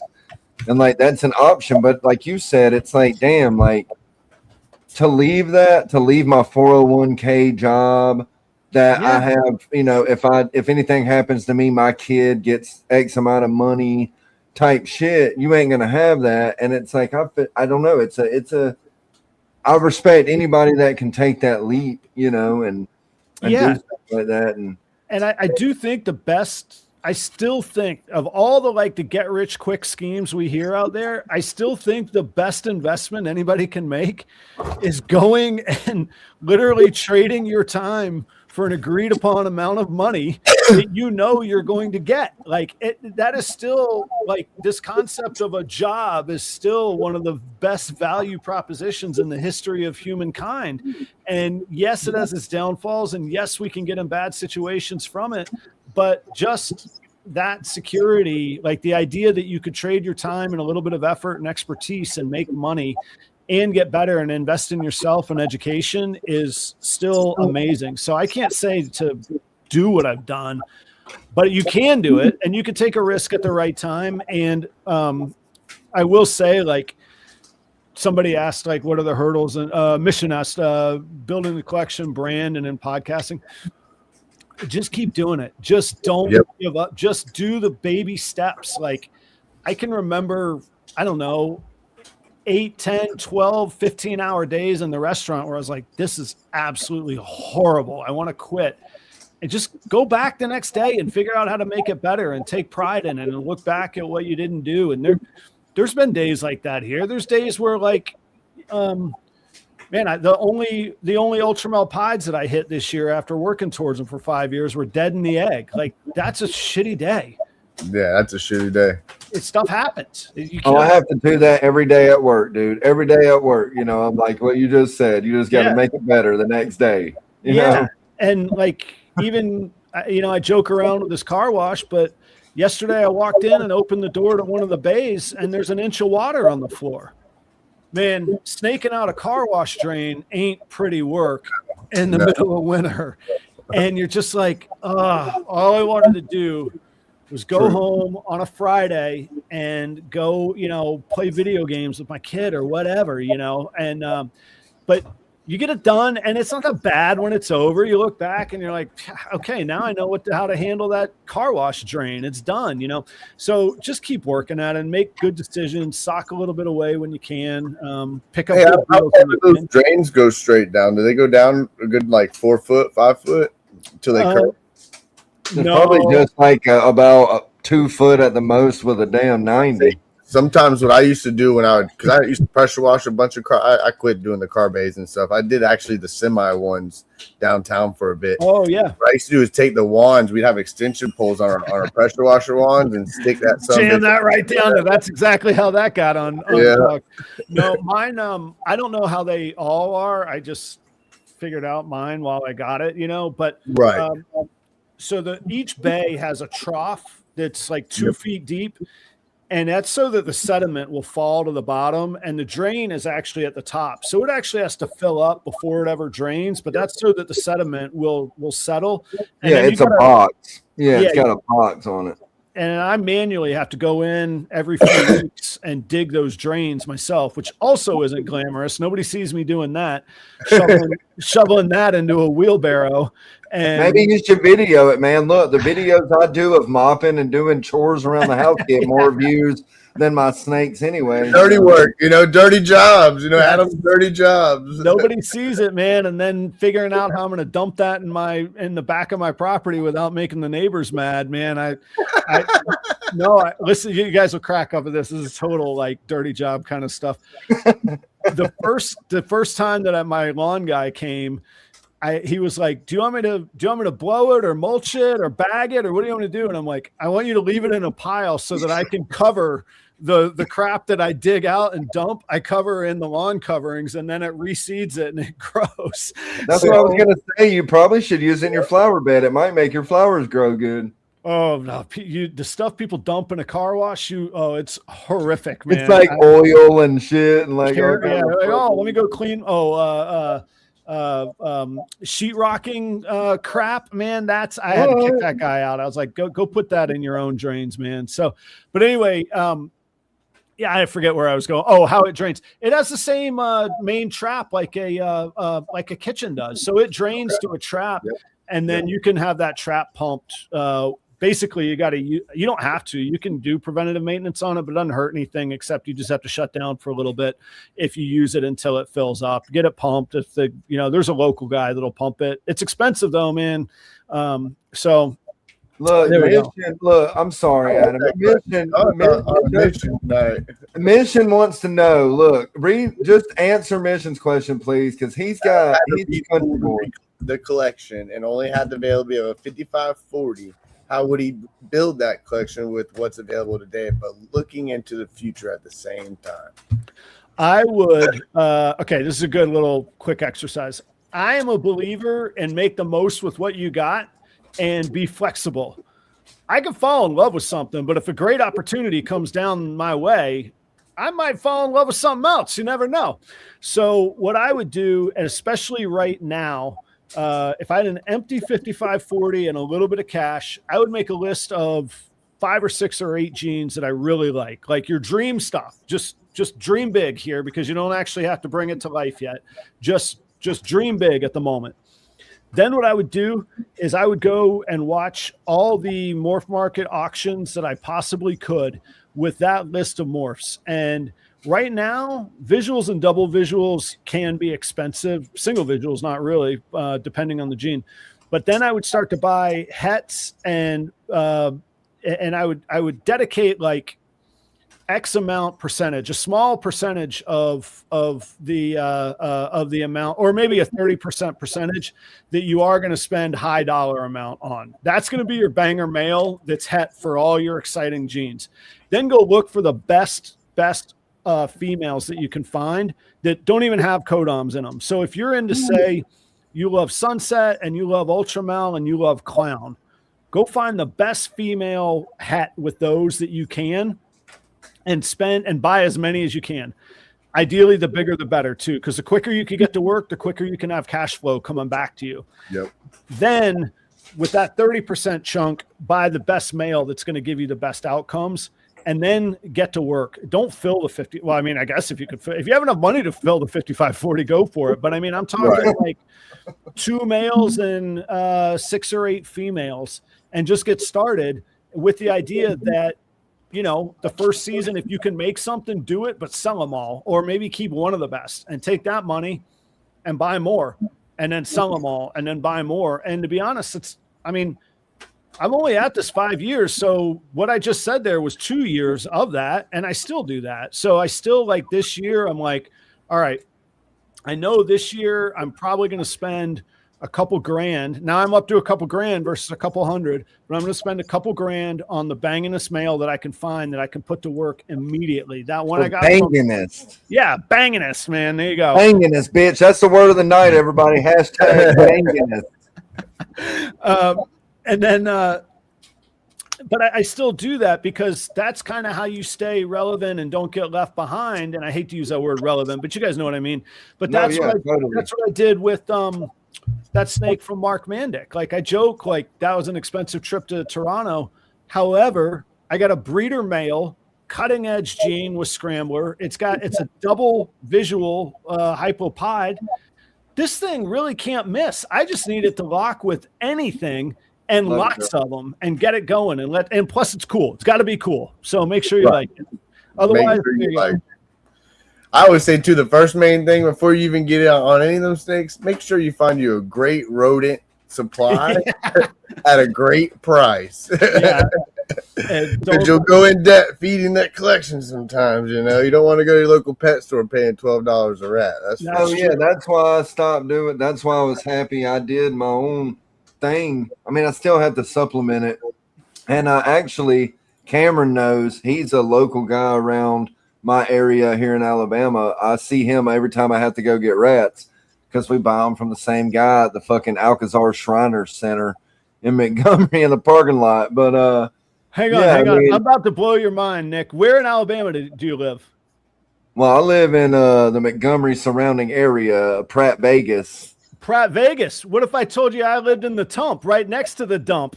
You didn't live in Wetumpka? I was the GM of the Wetumpka Ruby Tuesday that is now the casino. Fuck off. That is now the casino parking lot. Am I spitting truth right now or what? Right down the road from the Walmart. One road in and one road out of dude, bro, that is insane. Yes, sir. Dude. People don't know the hard work I put in restaurants. Could you imagine being the GM of the Wetumpka Ruby Tuesday? Okay, so the Ruby Tuesday ain't there no more, bro. That's exactly right. I hate to tell you, it ain't either. It ain't there no more, bro. Let me tell you a funny story about that. When I left there, I swear I would never go back to Wetumpka. And I was driving one time from North Carolina, where I live, down to a gig in Destin, Florida. And so I had to go, 321. I had to go on 321. And I said, you know what? I'm going to go check out that old store. I haven't been there in 10 years. I'm going to go check it out. And my GPS kept trying to send me to the one at the mall in Montgomery. And I was like, screw this. I know how to get there. So I shut off the GPS. Come to find out that Ruby Tuesday is gone. That's why it wasn't in the GPS. And I was like, man, I swore I'd never come back to this town, and I never should have. So dude, I tell you what, man, Wetumpka is only good like what 331, not 321. Sorry, what's that? And you know what Wetumpka is known for, and that's the movie Big Fish. Yeah, Big Fish was filmed there. Yes, sir. And you worked in restaurants, so you know all them restaurants. You know where the Big Fish house is in downtown Wetumpka. Yep. By the creek, by the Cooters, Coosa River or whatever. Yeah, Coosa. Yeah.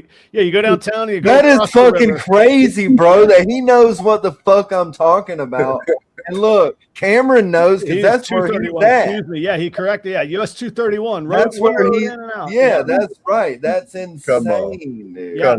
Now, and I don't know how it is now, but at the time, you could Wetumpka was a dry county, except you can buy that shit on Sunday now, baby. Yeah, I used to have to drive to Montgomery to have a beer because I wasn't allowed to drink in my own restaurant. Man, you know how miserable that was as a 25-year-old. Oh. You can drink everywhere in Alabama now, man, and you can do it on Sunday. You can buy it. So they had dry seasons in, huh? What's that? So what did they have dry seasons up there? No, dry counties, bro. Dry county. Dry. You couldn't even buy alcohol in the county at all. In restaurants you could, but not in stores or like gas stations or whatever. But I wasn't allowed to drink in the Ruby Tuesday that like the corporate rules that you can't drink in your own restaurant. And I was like, man, I have to drive to Montgomery just to have a beer, man. Oh, they all drank. My ex, my baby mama, she used to work in them restaurants downtown Wetumpka, and we lived by the skating rink, 231 or whatever, skating rink or whatever. Oh, I don't even know where that is, man. It's down the road by the Russell Do It. You know what I'm saying? But dude, it's just so crazy, right? Like, it is a small world, like Lace said. And Lace, he's not going to be able to answer that. That's the hardest question for a musician to ever answer, I would imagine. What's your favorite song? Yeah, I can't. Yeah, there's no way. There's no fucking way. That's stupid. That's stupid. Stupid. Yeah. I can't believe. Yeah, I was like, wait a minute, where is Nick at? Yeah, I lived 1 year. I lived in Wetumpka, and that is what retired me from Ruby Tuesday. After 10 years, I said, you can have the keys. I'm out of here. Ruby Tuesdays would suck to work at. I couldn't imagine. That's like a step up from Waffle House, bro. In those days, though, in the mid 90s and the early 2000s, man, they were returning profit to shareholders, man. They paid a lot of money, man. I did cool. Well then. Yeah. But they've been dying a slow, painful death. I'm not as old as you are, so I remember it in the early 2000s. Yeah, that was the very earliest, you know. Yeah. But like Shoney's, Ruby Tuesdays, there's not really restaurants like that anymore in the South. They've all TGI Fridays, even Outback's on its way. Shenanigans, yeah, Bennigan. They just pictures on the wall. You mean shenanigans? I like my Applebee's. I'm an Applebee's guy. Come on, Applebee's. They got the dinner for two for $29.99 or whatever. So yeah, me and my daughter go up there. Here's how ruthless they were, man. I'll tie Jacksonville and Wetumpka together. So I was working at the Florida Georgia weekend in Ruby Tuesday at the airport in Jacksonville, which was slammed. And this was before I had a cell phone. I don't know that it was before cell phones completely. It was before I had a cell phone. And I'm just getting it. I'm getting crushed on the line. I'm a manager, but I'm cooking on the line because nobody shows up to work on those days. And the GM of that store comes over to me and he goes, "Hey, you got a phone call in the office?" And I was like, "Nobody even knows I'm here. Much like, what are you talking about?" And I was like, "All right." So I go take it. And it was the regional manager or vice president or something of Ruby Tuesday. And he's like, "Hey, oh, Justin, this was in Rod Mason's day. As a matter of fact, man, when he was still the regional director." I love this. This is like y'all's little connection. Hang on. You know what? I'm gonna bring it to the Tump, man. I'm about to arrive in Wetumpka.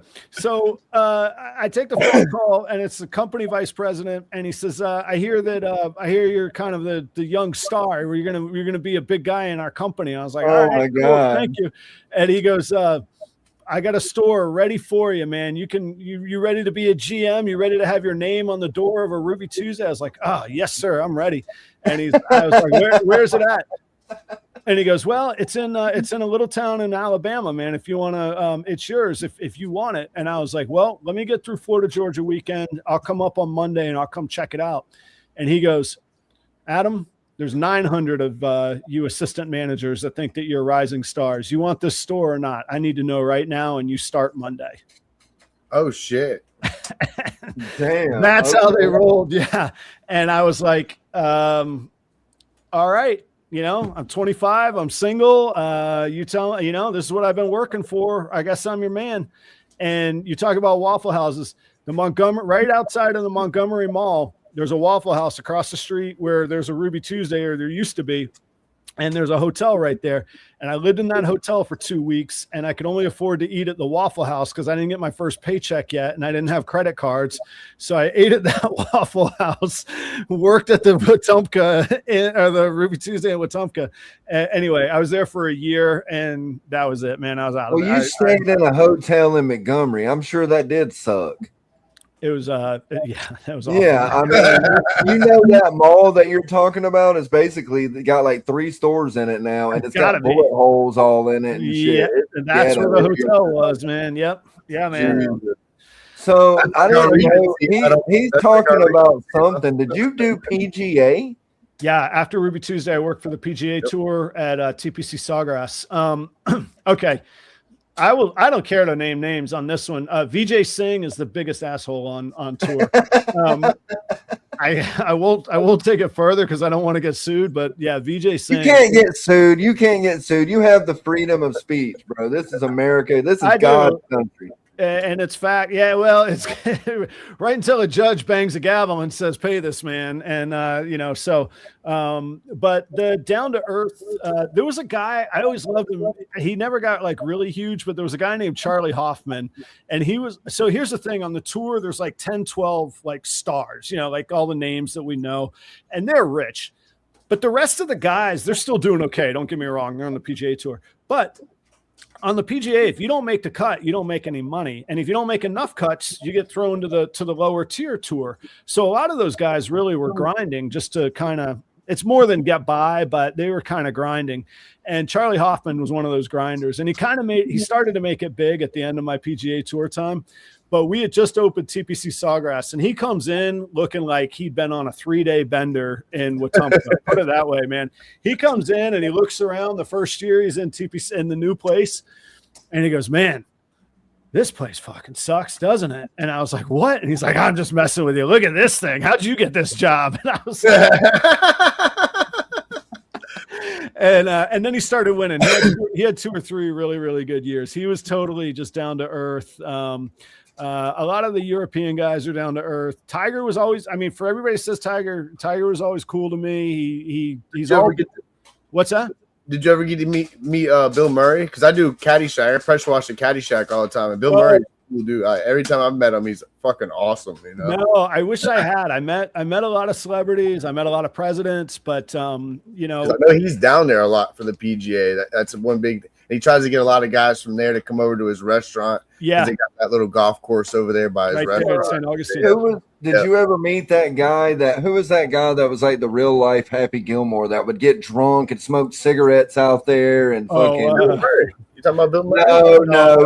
It's like this big fat white dude with a mullet. Yeah, I have met him before. He's all right. He's a good guy. Okay, I've always wanted. I don't like golf. I'm a fucking look at me like I like golf or something like. But like that dude was always cool as hell. John Daly, that's who you're talking about. Yeah. He'd be out there with a beer, smoking a cigarette, like go fuck yourself. Yeah, I was like, that's my kind. If I played golf, that's who I would look up to. That's Dale Earnhart of golfing. Yeah, at the nearest Hooters is where he's camped out. Yeah, Mission has been watching some podcasts. Yeah, there was one morning I was setting up a buffet like earlier, like 4:30 in the morning, and I come around the corner because we had to be ready for 5:00, and I ran smack. Boom, felt like I hit a wall, and I was like, what the hell is it? I look up, it's Tiger. I had a tray of bacon, and I ran smack into Tiger with a tray of bacon. And I was does he eat pork? Yeah, I think so. I don't recollect specifically, but I imagine that Tiger Woods, for some reason in my mind, he wouldn't eat pork. I don't know why, but I just so we always joked in the locker room. So I had this buddy, his name is Jay Spry, and he's from Thailand. And Tiger's mom is from Thailand, and Jay greeted Tiger at the create an omelet. Like we had the omelet bar in the players only locker room. And one day Jay greeted Tiger in Thai, and Tiger replied to him and chatted with him. And that's who Tiger would talk to in the locker room. And, so he was always, he was cool. I never had an issue with him. We weren't buddies or anything, but he was always cool to me. I never had a problem with the guy. Even though you spilt bacon on him. You know what? It was funny. I just said, "Oh my gosh, so sorry, Mr. Woods," and he just looked at me and kept walking. He handed you $100 bill and said, "It's okay, son." No, he didn't do that, but he didn't. Nothing. He was like when you hear of people being in the zone and the things about Tiger and like Kobe Bryant, like first. Oh, it's true. Yeah, it's the true totally thing. Dialed. I mean, he was robotic in the zone and was it's not the same with distracted. Musicians. Yeah, he was not going to be distracted by my tray of bacon, man. I'll tell you that. It would have been gangster if he just picked it up. A fellow chef here. What's up, chef? How are you, man? It's good to see you. Bro, I'm going to tell you something. Pat sends pictures in our group chat that makes my mouth water, bro. Oh, yeah, they're gorgeous. My next vacation, I'm coming down to Florida, and I'm gonna bounce between Justin and Pat, and I'm gonna go fishing with Pat probably because Justin's been known. The word on the street is Justin don't take his boat out. he never takes his guests out on the boat. So fuck Oh, Justin. well. I'm gonna go out on the boat, but I'm gonna eat at Justin's Stand out on the boat. because Man. Justin's old lady make that Puerto Rican or whatever that Latino shit is, whatever. I'm saying Patrick's been working at some of the clubs, the big golf clubs and stuff. Yep. No, that's it. It's a healthier place usually. I mean, I don't mean like healthier by like the amount of food you eat. I mean like culturally, like it's a healthier work environment is really what I mean. Sometimes, but, Dude, I want to tell you, like chef jobs, like my ex old lady, you know, she would like tell me stories, and it was fucking insane. Like it would range from people doing dope in the freezer to like people having sex in the each other in freezer. the freezer. Yeah. Like all different kinds of shit. And I'm like, I don't want you to work there, baby. Like, I don't feel comfortable you working around that environment, you know, like, but it'd be high end restaurants, like Michelin star restaurants. Cause she went to culinary school in Atlanta, you know, big deal. It was she was a big deal in it, and she used to cook really good. And she worked at Michelin star restaurants, but she always said if people knew what went on in that kitchen, they would be like, they would rip that Michelin star from them so fast. Like, You know, I hate that it's a well-earned reputation. I got into many arguments with many a chef when I said, just because you came up that way doesn't mean we're going to subject our people to that. And some people disagree and can't let go of, you know, the old school way, and other people, you know, find new ways. But I always thought that the kitchen was one of the last, like, real like meritocracies. Like I literally had people that lived under a bridge, and I had people that went to, you know, culinary school in New York City working in the same for kitchen. sure. And if you could cook, and if you could hang, and you could be reliable, and you could put out great quality stuff, you had hope, and there was a place for you. And I didn't ever want that clouded by all that other BS, man. And it's hard. It's an uphill fight. I can't say none of that stuff never happened in my places, but no, it seems like a really hard place to work. Like she would say that, you know, head chefs, like the people that were the head chefs, like there was like Gordon Ramsay style shit. Like they're in there cussing them out. Like it was a real high tense environment. And like, I was like, man, fuck that. If somebody talked to me like that, I'd throw a goddamn knife at them, dude. Right. Like, you know, like, and that would happen a lot. That would actually, like, fights break out in kitchens. I've heard Ramsay really isn't like that, though. I heard he does that more for just a show act. Like, I heard he really isn't that type of guy. No, but there is a lot of people like that, though. There are a lot of people that are high and mighty that feel like they're the best thing walking because they have reviews that say that, and that's the same with snake people, right? But it's every industry. Yeah, let's get into that. So what do you think about that? Like, you know, you were in an industry that was based on, you know, chef and cooking, on your reviews, and you get that bad review, you know, but people are relying on those reviews. So how do you think that is? Do you think that's a reliable thing in the ball python thing for people to read reviews, or do you think that? Because I've been thinking a lot lately, because you think about it, you have to look at how many trays that person sold or how many snakes that person sold in their career or lifetime, right?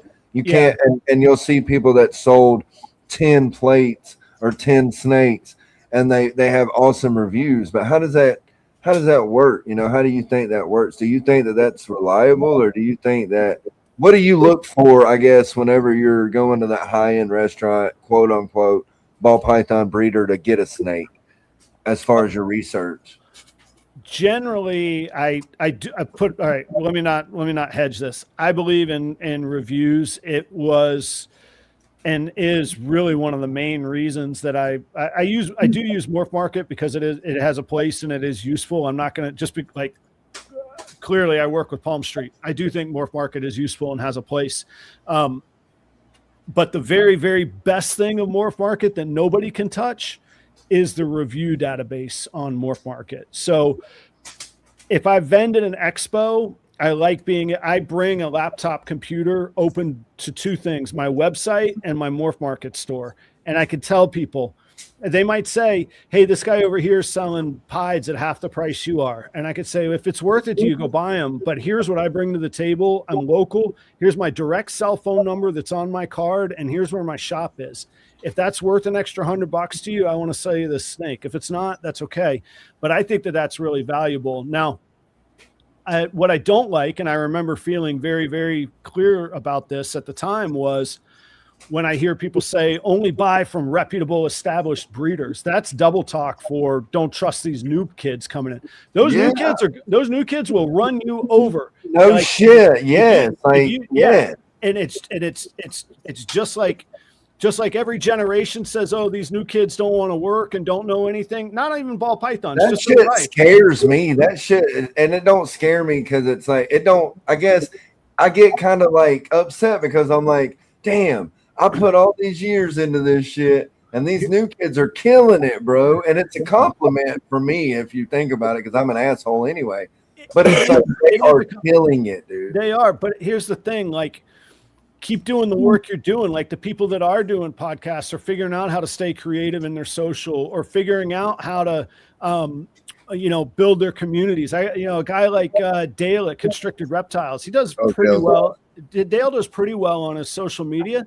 Dale, I get chills talking about it. I'm confident I wouldn't be what I'm doing right now without the support and the insight from Dale and Renee. And Dale is the quietest dude. I love Dale, man. He has the most solid reputation just because of how he treats people endlessly. He never shits on somebody. He never like knocks somebody. He'll tell you what he knows, and he just goes and does the thing. So like, I do nice guy too. He's a hell of a nice guy, man. The way he communicates to customers and stuff, man. He's got the softest, like his tone. Everybody, it's not. What'd you say the name of the business was? Constricted Reptiles. You met Dale. I think.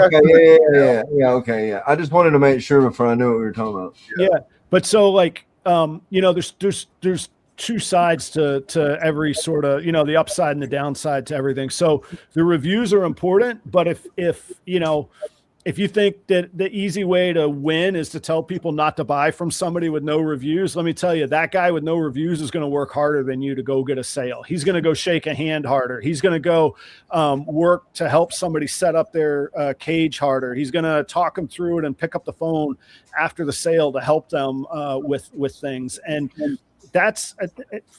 I'm so glad you went. I'm so glad you went that way with that question, because that's what I wanted to hear. Yeah. So yes, the reviews are valuable and people should be proud of a sterling reputation. But let me tell you, the guy that's unknown and wants to be known, or the girl that's unknown and wants to be known, they're gonna be up working when you're sleeping on your reviews, is what I think.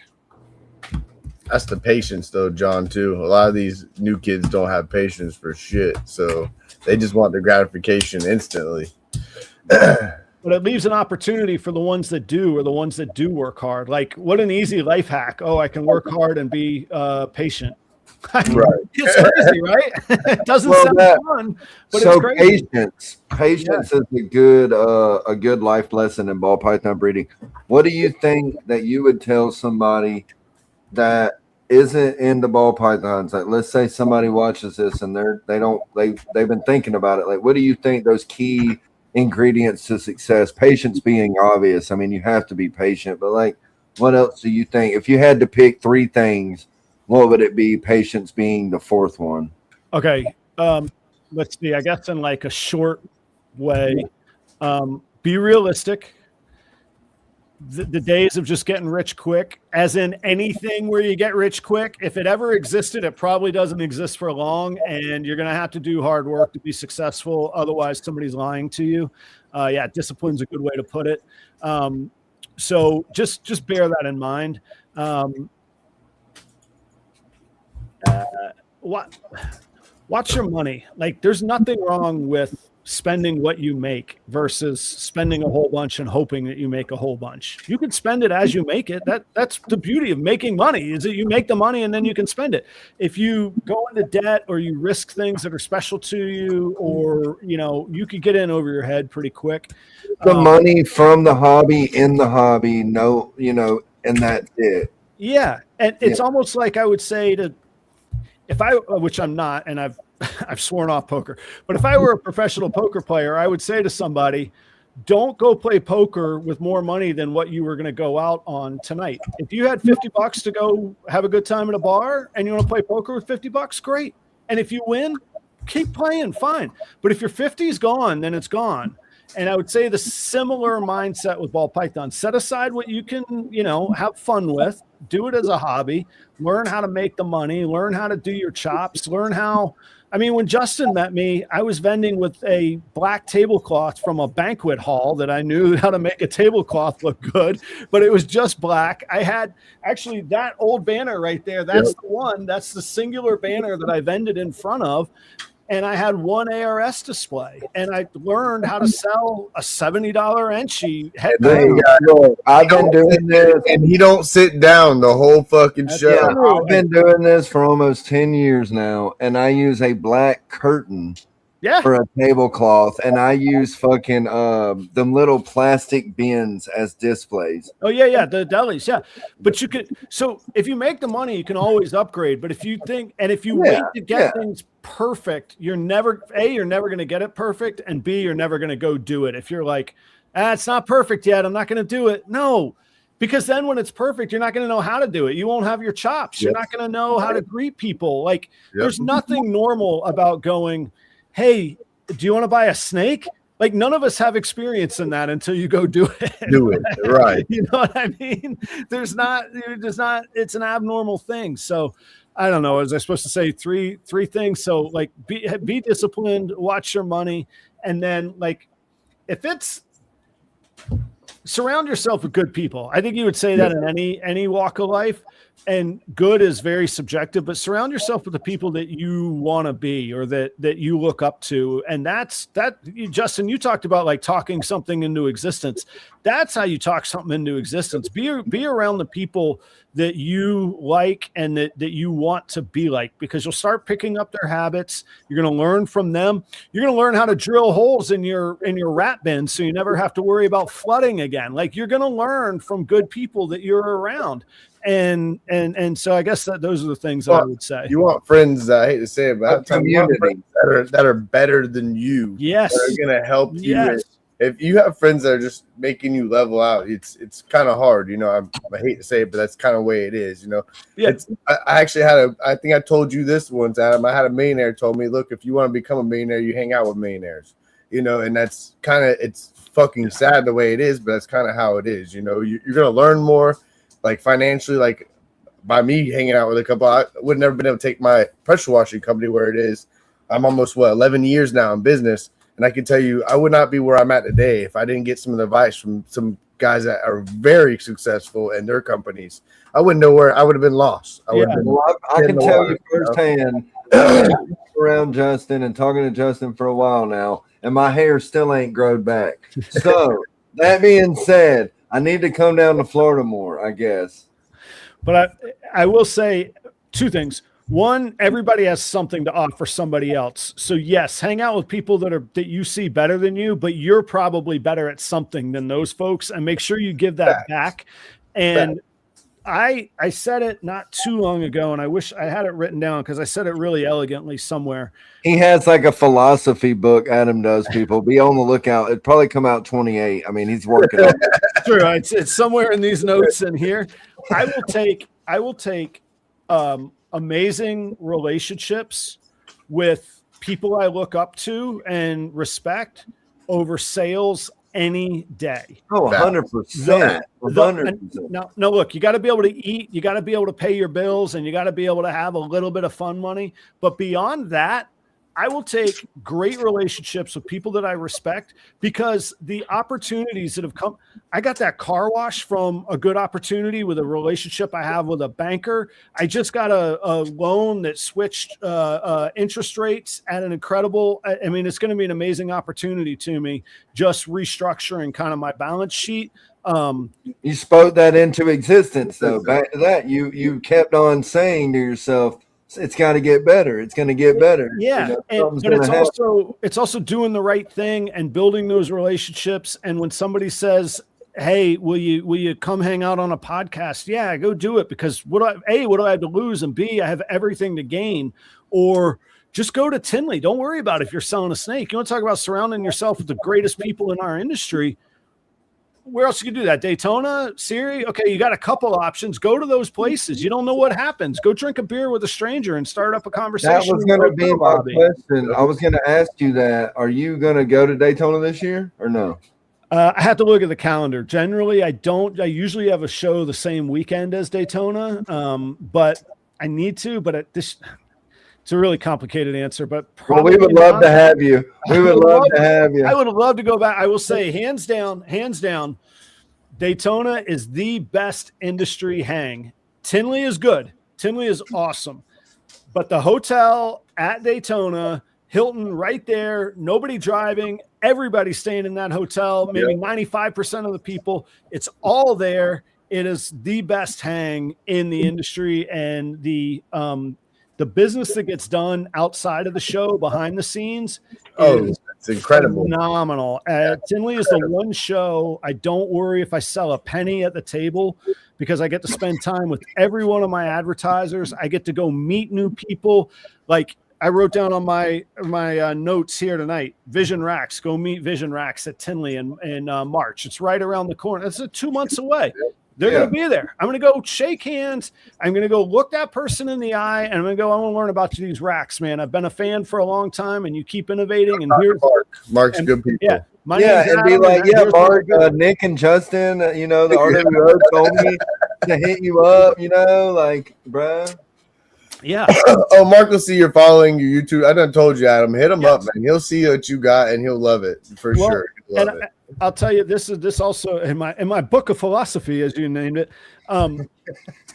I have to really believe that I can bring value to somebody who's going to invest in me. So right now, I actually don't really have a viable space for another advertiser. If I could blow up to TikTok, maybe I could brand ProperRoyals TikTok with somebody there, so that like I'm constantly like it doesn't do any good to go to Vision and go, hey, I want to do this, write me a check, and then they go, well, this is a crap return, you didn't do anything for me, why would I ever re-up with you? Whereas somebody like Cold Blooded Cafe that I'm a legitimate big fan of and I have a space for them, I've been with them 4 years. There's no contract. There's no agreement. We haven't re-upped anything. We've just been in business forever, man. Like that's the business I want to do. So I really like the face-to-face stuff, but I really would have to think how I could bring value to Vision before I made that pitch. Like my advice to people is with sponsors and stuff is if you don't take a chance and just put yourself out there and just message that person. I got hooked up with Vision because I bought a rack and I wrote it. They told me, they sent emails talking about if you write a review, you get, they didn't even say if it's positive or not. They just said, if you write a review, your honest opinion on the rack on Google or whatever, that they'll give you $100 credit for the future, right? Mm-hmm. So I'm like, cool, what do I got to lose? So I put the rack together, I used it for like a month, and I wrote my review. Well, they liked the review because I was honest and I liked the rack. And then I just asked the question. Yep. And then that's how you can't be shy in this industry. Like, and it's even when you're selling the ball pythons at a show, bro, like you have to be that charismatic, outgoing, yo, dude, hey, what's up? Yeah, and Lace, if you're still watching, I hope that you were serious about that petition about selling alcohol at every reptile show in America, okay? Come on. I like to drink at venues. You can at Tinley, I'll tell you that much, man. No, Nick, you're exactly right. And there is an art.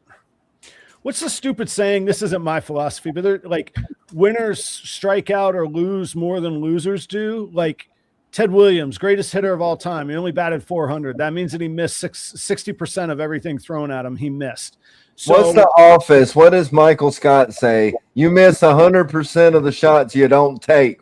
Michael Scott. It's true, man. And but it's amazing that with confidence and your own ability and confidence in knowing what you can bring. Look, let's be, what if we were both real assholes and you looked at me and you were like, this dude and I ain't going to get along. I can just see on paper. What a missed opportunity versus us going, I'm confident in what I do. Nick's confident in what he does. Right. He invites me on the show. He opens his door hospitably to me. I'm going to come be a good guest in his home tonight. And here we are having a great time. And it's just like that, asking for business relationships, introducing yourself to people. Like that moment where you can look somebody in the eye. If you see honesty in those eyes, man, sky's the limit, man. I believe that. Probably see a lot of bloodshot in these eyes. It's like closed mouths don't get fed too, you know. If you don't ask, you don't ever know. And that's kind of what we did with a handful of sponsors is we just made the reach out and just, you know, and a lot of them are like, you know what? I actually respect the fact that you did ask because half the people wouldn't. And they're like, yeah, we do want to. Yeah, for sure. Here's the big secret. They're all just trying to figure it out too. They're not on their 15th company that they're successful at. They're like, right. Okay, these people like us. They got some reach. Let's do it. You know, like we all think that everybody else has everything in life figured out. We're all just fucking around trying to figure it out. Who knows?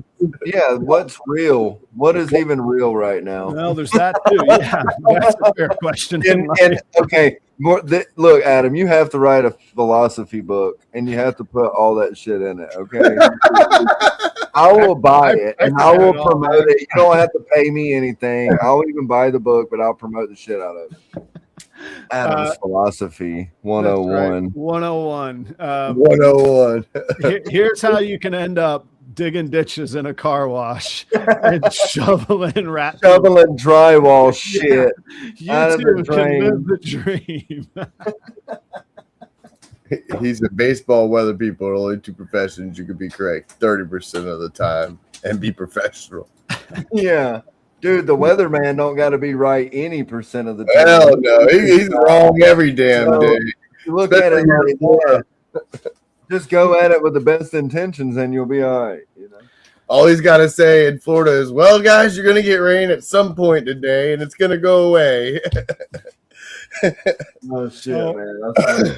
Guys, I got about 15 minutes in me, if that's cool. I mean,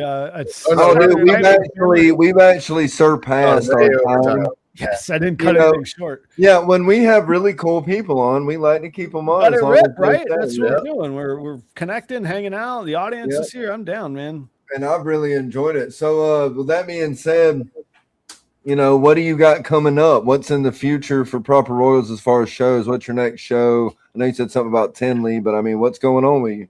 Okay, so 2026, I hope, is my year of just doing what I do. I don't want to buy a new property. I don't want to move to a new state. I don't want to even buy any equipment. I've taken it out of my budget. I just want to do what I do and figure out how to do it really, really well in my new settings. And I want this to be the year where I'm like, I got it. I figured it out. I'm not exhausted every day. Like, I'm good. So that's kind of my goal.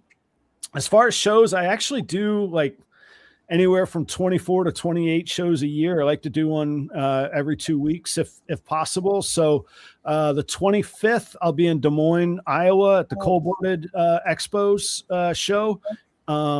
The following weekend, which is the 31st, I'll be in La Crosse, Wisconsin at the Scaled Up Expos. And then the following weekend, February 8th, I'll be in Madison, Wisconsin at the Scaled Up Expos show. So those are my next 3 coming up. And then that's it until March.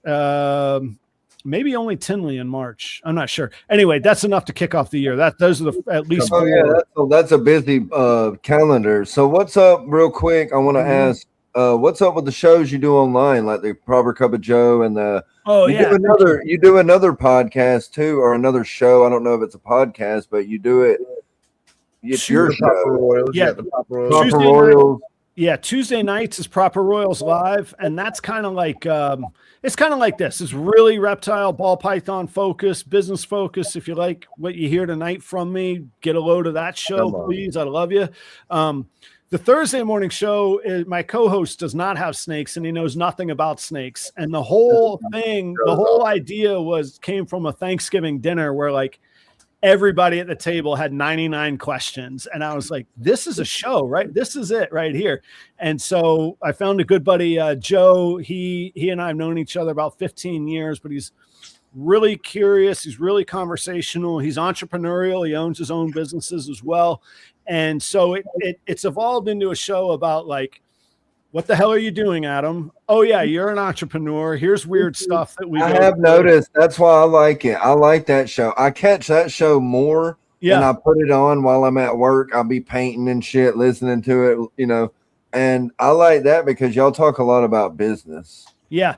And it's almost like a nice outside voice instead of this echo chamber that we hear in the Instagram podcast world of ball pythons. You know, that could get a little stuffy in that space, and I'm damn sure in the middle of it. I get it. But so that's those are the shows. That's Thursday morning, every Thursday morning. That show's been going. We're coming up on our 3rd year in ProperRoyals Live. This will be the 5th year coming up. So that's awesome. Thank you, man. I love doing it, and we again just being consistent. I just show up and do it, you know. And if I must say, whoever came up with Proper Cup of Joe, you can go to hell because that's the most clever thing I've ever heard of. It's the dumbest shit ever, isn't it? Like I did, but it was I was like, you know what?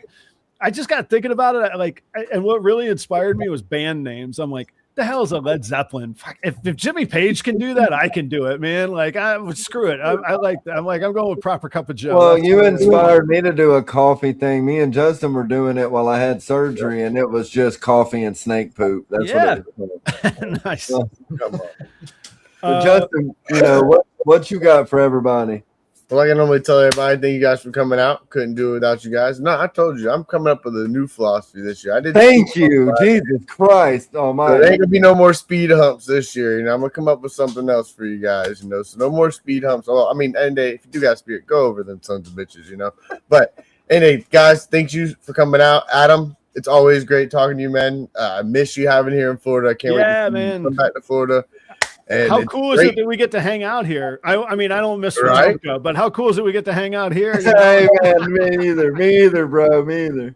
It's pretty fucking cool. I mean, to me, it still blows my mind. I mean, what was it, like 2 years ago, 3 years ago, you know, I had 4 ball pythons and 2 racks, and, you know, and I look at you in the same way, like, in the garage, and now look, holy shit. Yeah, right.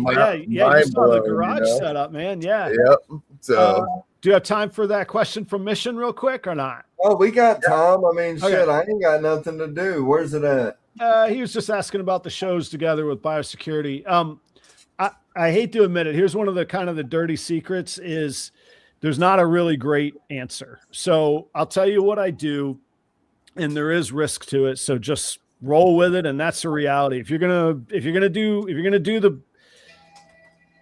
the business and you're gonna do the 25 shows a year, you're gonna have some risk involved. Now, I will say this: I've never had a catastrophe from a biosecurity standpoint. Knock on wood, and I know that there's people that are adamant about testing and they're vehement about all these different things. The animals that I bring into my facility, I have to know who they're coming from, and I have to be confident that they're clean. Reptile mites are no joke, and I don't screw around with them. And nobody's allowed to bring an animal into my facility. So even rodent customers, they'll be like, "Oh, can I show you the snake?" I'm like, I don't care if that is a world's first, DG clown monsoon. Do not bring that thing in my facility. It's not happening. Yep. So that is one thing I do. As far as taking my snakes to shows, I'm pretty nuts about who can handle them. They have to have the hand wash every time. And you just have to you got to get really good at saying no.